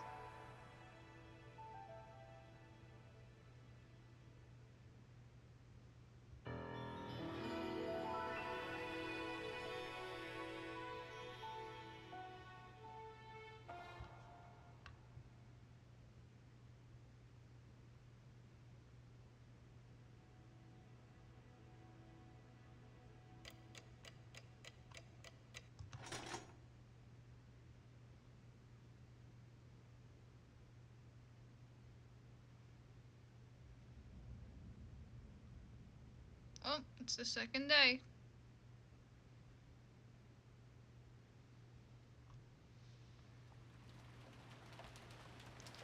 Genji tightened his bow tie and looked outside through a crack in the curtains. Maybe the rain had died down a tiny bit since the previous night. But the thick rain clouds didn't seem like they'd be letting any trace of the morning sun get by. The morning was dim and far from refreshing.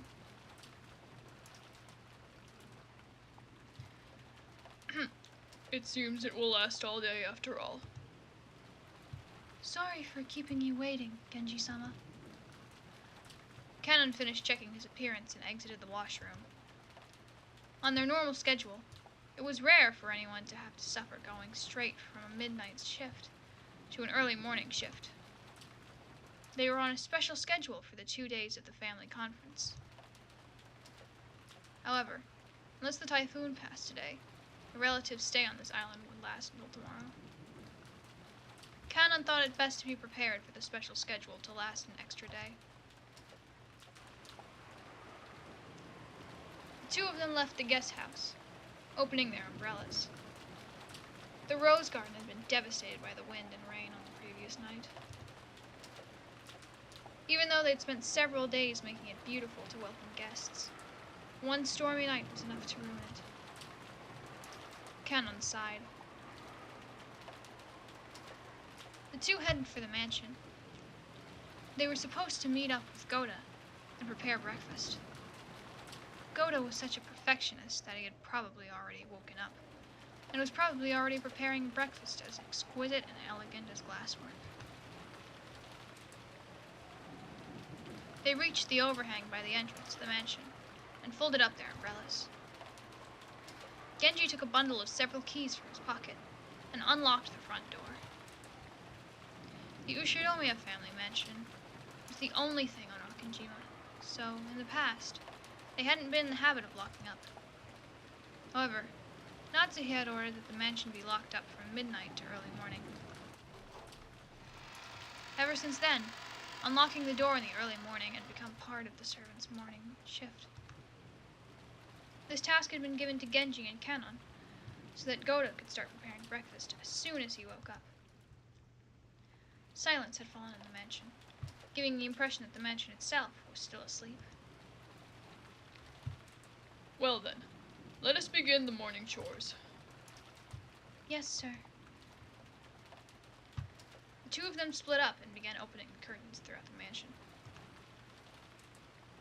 If the curtain stayed closed, the mansion would remain enveloped in the faint darkness, as though it was still trapped in the previous night. Following a well-rehearsed procedure, Cannon went around the mansion, opening the curtains for one window after another, without having to retrace his steps once. Even with this horrible weather, drawing the curtains made it feel just a little bit like morning. While doing that, he passed in front of the kitchen. Even though he hadn't smelled anything yet, his stomach started aching for some of Goda's prized cooking. Good morning. He tried to greet Goda, who should have been getting breakfast ready, but Goda was nowhere to be seen. The kitchen was darkly lit, and not only were the curtains not open, but the fan wasn't even running. It was still cold, without any trace of a fire being lit, so of course there were no signs of breakfast being made either. Though it would have been inexcusable, perhaps Goda had overslept. Even servants are only human. They sometimes sleep in and show up late. In the rare case that such a thing happens, it's part of a servant's code to hide the unsightly scene before anyone notices, smoothly cover it up, and make sure the family never even realizes that anything's gone wrong. Cannon took the receiver of the phone that had been fitted to the wall and dialed the number for the extension line in the servants' sleeping room. He couldn't hear that characteristic sound of a dial tone. Cannon tried picking up the receiver again, but even so, he couldn't hear the usual dial tone. He tried dialing again, but it had no apparent effect. Could the lightning last night have damaged the machine, breaking the extension line? The equipment in this mansion was all worn out. Cannon fully understood that even the smallest thing could have caused it to break down. He gave up trying to wake Goda with the phone and dashed over to the servants' sleeping room.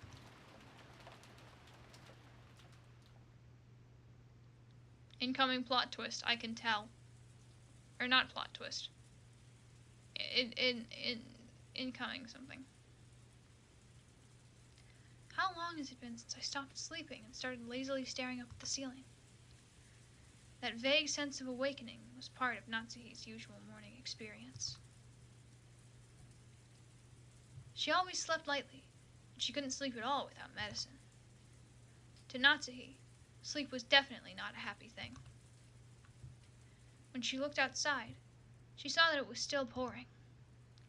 If she hadn't sensed a tiny amount of light, she might have mistakenly thought that it was still the previous night. She herself was one of the hosts, so she mustn't wake up later than her guests. Urging herself on, she raised up her body, which still hadn't completely recovered from yesterday's weariness. No one would torment her as long as she remained inside this room, and her headache wouldn't get any worse here. This room was the only place she could find peace. So when she left, it meant returning to the world where her husband's siblings kept trying to stab each other in the back. Are all rich people like this? Damn. In that case, wouldn't it be better to just stay locked up in this room forever? That ridiculous notion brought a bitter smile to Natsuhi's face. She was starting to sound like Kinzo. Though she often complained about Kinzo staying locked up in his own room and refusing to attend to everyone else, the truth was that she longed to do the same. Natsuhi gave her head a small shake, and her fantasy was replaced by the reawakening of her usual headache.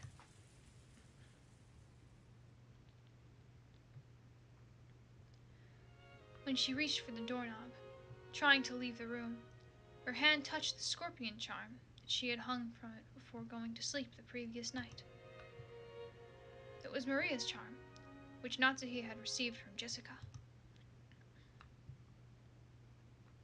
Didn't Jessica say something about it having the power to repel magic, telling her to hang it from her doorknob? Maybe it was thanks to the charm that at least this room had been protected from the malice of her husband's siblings. As she thought this, her mood began to get a little more cheerful. I wonder if I have Jessica to thank for the little bit of peaceful sleep I managed to receive.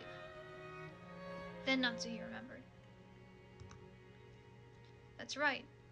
Last night I promised Jessica that I'd give her a charm of my own in exchange for this one, didn't I? Natsuhi opened a drawer on her dresser and took out an antique accessory case that she had treasured when she was a child.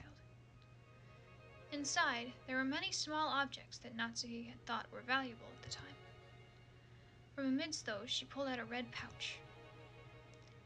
Inside was a small, round mirror about 10 centimeters across.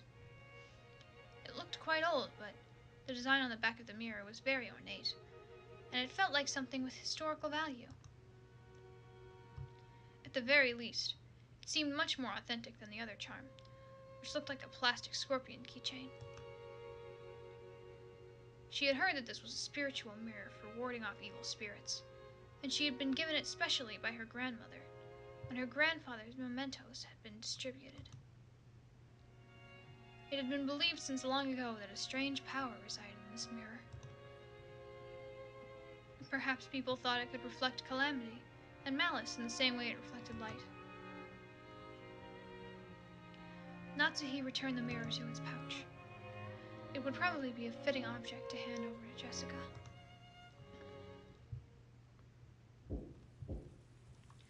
Just as she was placing it in her pocket, the sound of someone knocking on the door suddenly echoed throughout the room.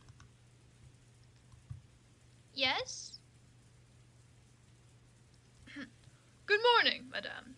It is Genji. My apologies for waking you so early. I'm coming now. Oh, I'm coming now. What is it? No servant had ever come to her this early in the morning, nor had they come to wake her in person. Perhaps something bad had happened. Maybe some fatal oversight had been made while preparing breakfast, something that would shame the household in front of their guests. Natsuhi took a deep breath in anticipation for whatever trouble she was about to hear of. Oh wait, I did the wrong voice. Whoops. When she opened the door, Genji once again gave a morning greeting while bowing deeply. Natsuhi tentatively responded. Good morning. Did something happen? My apologies. It would seem that the telephones have broken down due to the lightning last night. The extension telephone isn't working, so please forgive my coming to see you directly. The extension telephone isn't working. That'll be troublesome. Will it be possible to fix it? I am afraid we don't know the location of the damage. Later on, I would like to call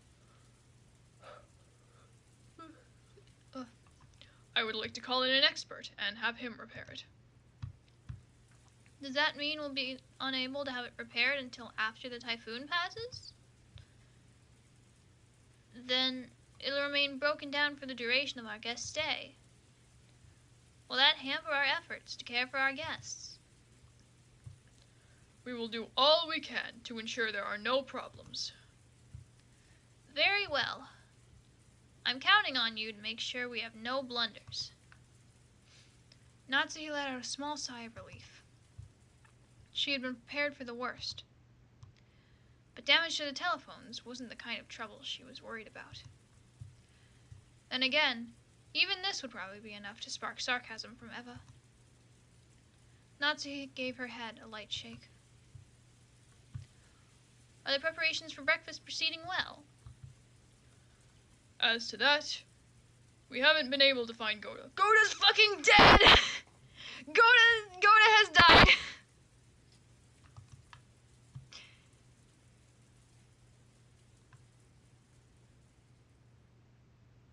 If I said that and Goda didn't die, I'm gonna be so fucking embarrassed. The arrangements for breakfast have yet to be carried out. What did you say? Natsuhi was indignant. To her, this was a much bigger problem than the phones not working. Yeah. Real.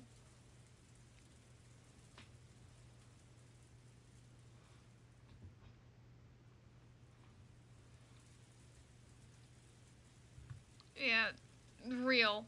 Like, actually real, yeah. Rich people are fucking insane.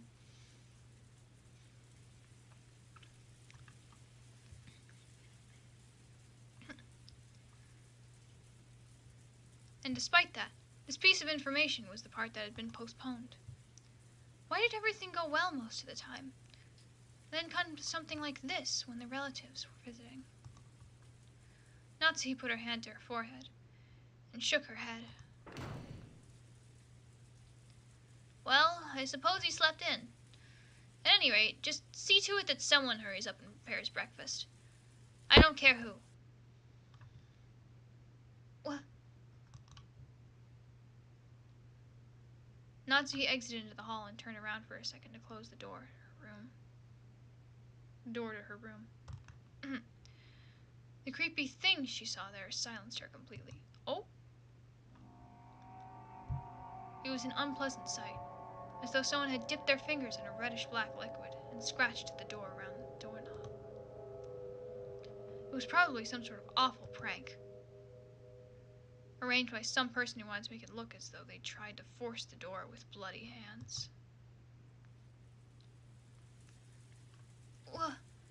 What sort of prank is this? How awful! I also just noticed it as I came to call you. I will clean it later. Perhaps this is a vulgar joke by one of the guests. Disgusting. Truly disgusting. Who in the world would pull such a childish and disgusting prank? Natsuhi had a pretty good idea, but of course there was no proof. So even if she pushed the issue, it would just seem as though she was making a fuss about nothing. In fact, it would surely be better to act as though she hadn't even realized that such a prank had been played on her.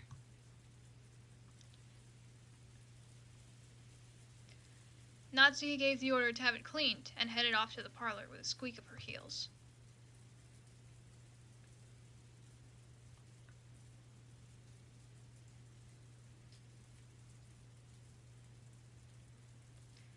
When Natsuhi and Genji arrived in the parlor, Eva and Hideyoshi were already there. Good morning, everyone. Morning, Natsuhi-san! I hear Goda-san would be making us breakfast, too. I don't fucking know. My stomach's been getting all excited since I woke up. Wahaha! After all, it seems food is all you can... There's a fucking fly flying around my monitor again. It seems food is all you can look forward to at the head family household. I'm pleased to see that you two are in high spirits so early in the morning, Eva-san. With a weary expression, Natsuhi returned Eva's gaze, which was fiercely competitive despite the early hour. Then Kanon jogged in. After bowing an apology to the relatives for running inside the mansion, he noticed Genji and told him something in a small voice. Wouldn't it be funny if I ended the stream like the moment we find out what happened to Goda? Wouldn't that be wacky? Kanon, have you still not found Goda? My apologies, madam. I went all over the inside of the mansion and the guest house, but I still haven't found him. Where in the world is he gone? At any rate, breakfast is a higher priority than finding Goda right now. Is it really? See to it immediately. Yes. Kanon glanced at Genji. It seemed he had something else to report, but was uncertain whether or not the words should come from him. Genji nodded and decided to give the report himself. Goda-san found dead in Miami. Madam, it is not only Goda. Your husband is also nowhere to be found. My husband? Yes. Even before visiting you, I went to his room to tell him that breakfast wasn't being prepared, but I did not find him there. Fuck, I forgot who her husband is. Hang on, actually, wait, there's a... Actually, first I'm gonna save. Just for fun. Let's hope that this one doesn't get deleted.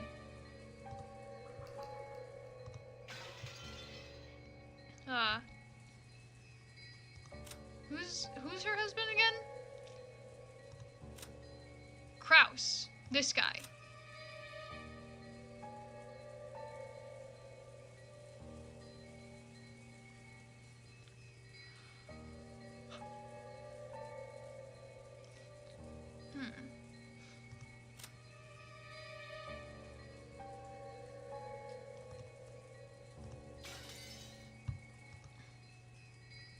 Furthermore, he is not the only one missing.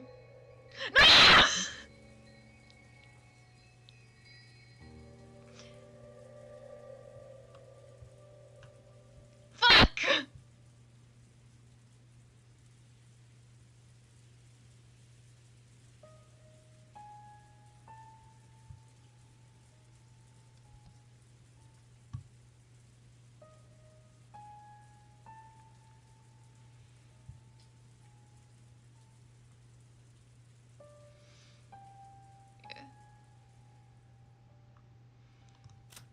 Hang on, yeah, Kyrie, Rudolph, and they said Rosa-san was missing, right? Yeah. It's honest. I know that there's like a good amount. I know that there's a fairly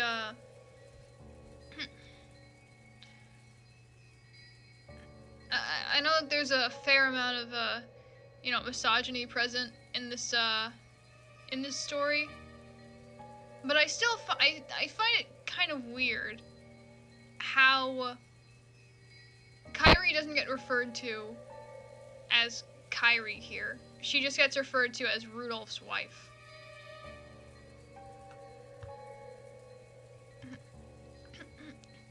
Not in the guest house? Nor the mansion? Yes. They were not in their rooms in the guest house either. When she'd heard that Goda alone was missing, and she'd assumed he had slept in or was loafing around somewhere. However, now that she'd learned that several of the relatives were also nowhere to be seen, she began to take a slightly more optimistic view. Could last night's family conference have continued all night, up until the present moment? If so, they might have wanted to cool their heads after being shut in a stuffy room, going out for walks on their own through the rain. The part about cooling their heads really sounded like something Kraus would say. Goda had probably been summoned to accompany them and aid them in some way. Goda was not a man who lost track of time. He had to understand that preparations for breakfast would be hindered if he did not return. However, maybe the family conference had continued until this very moment, with an atmosphere that would make it hard for anyone to slip out. Yes, that theory would be quite convincing for Natsuhi. She remembered the illusion she'd felt that morning, as though the previous night had never ended. When she learned that the feeling wasn't just an illusion, she once again took a deep, weary breath. After all, that banquet of filthy vultures circling Kinzo's property was still going on.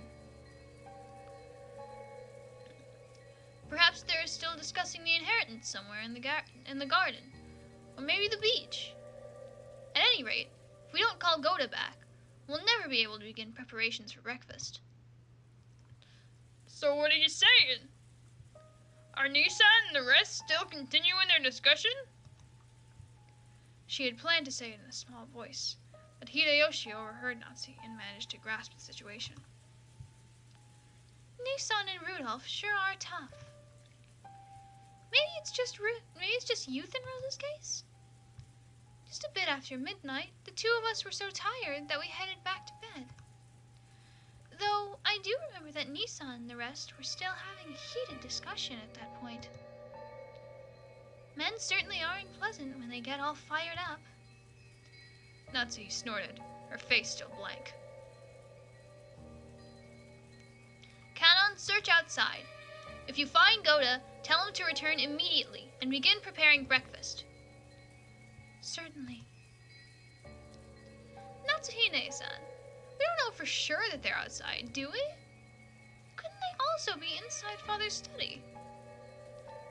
I see. That's certainly possible.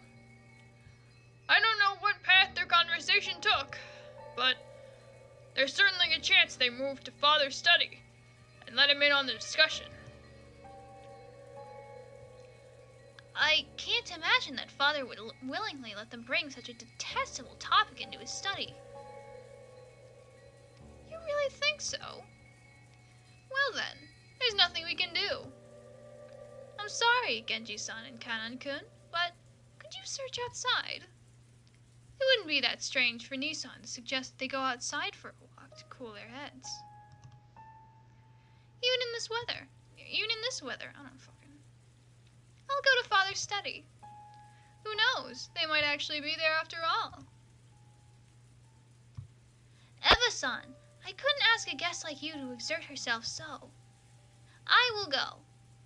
I can also wish him a good morning while I'm at it. Oh, then I'll leave it in your hands. Yeah.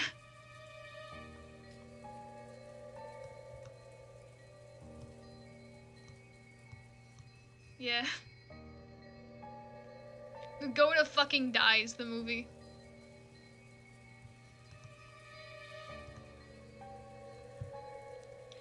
Though I somehow doubt he'll return your greeting. Natsuhine-san, have you always been on such good terms with Father? I don't know whether you could call it that, but I am sure that I have gained his trust as the wife of the successor to the Ushinomiya family. Oh, welcome to the stream. You might not even be able to hear this, because of the stream lag, but welcome to the stream. Oh wait, actually, hang on.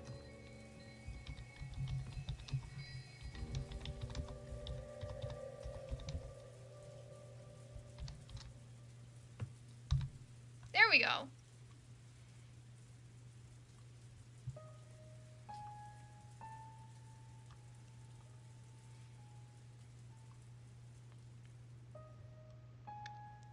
Yeah.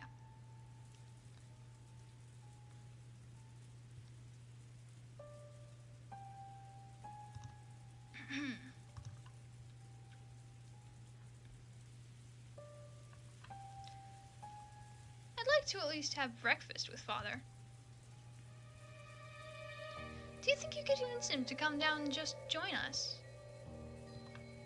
It seems that he thoroughly despises the rest of us, but I'm sure he'll listen to you if he trusts you that much.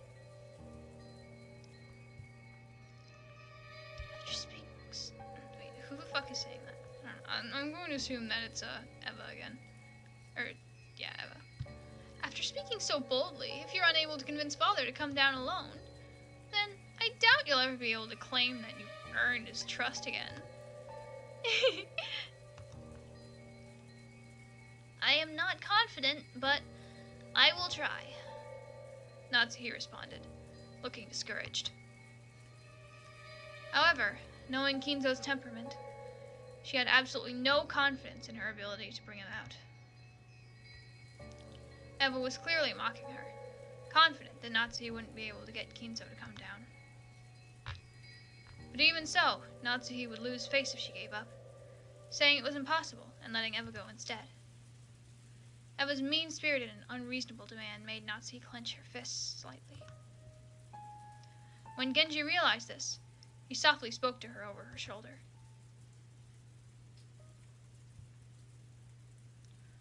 Madam, please take this, if you would. And this is... Genji handed Natsuhi a sparkling gold key of ornate design. It was the key to Kinzo's study. The study had an auto lock and couldn't be unlocked as long as Kinzo forbade entrance. However, since Genji was especially trusted by Kinzo, He was allowed to carry a key to that door. But if this key is used, won't you also receive the blame? When the master is sleeping deeply, simply knocking on the door will not suffice. And it would be more difficult to persuade the master to leave his room if you must talk through the door. Please use this. Genji. Oh, Genji. Until now, Natsuhi had thought of Genji as a cold servant who wouldn't do anything for her, since he worked directly under Kinzo. But it looked like she would have to alter her understanding of him. She wanted to communicate her gratitude, but by then, Genji had already turned his back on her, and was walking down the corridor with Kanon. But as Natsuhi watched them go, the words directed at her from behind were sneering. Well then, you must bring father with you, okay? After all, it's his son's precious wife who's asking. I'm sure he'll listen to you. We're guests, so we'll just relax here at our leisure. Quit it, Eva! You're taking this too far. Sorry, Natsuhine-san, but we're counting on you to deal with father. Without answering, Natsuhi forcefully spun around on her heels and quickly left that place.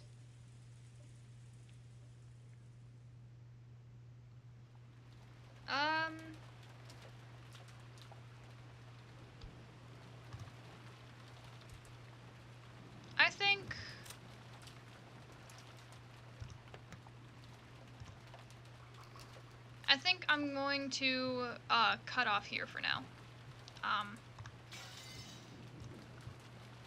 Yeah.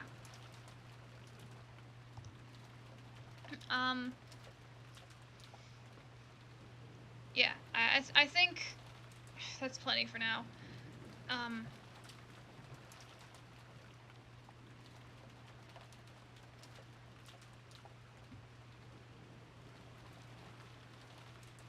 Yeah. Yeah. So thank you to everyone who showed up. And I hope you all had fun, because I know that I did. And I hope to see you all again soon. Bye!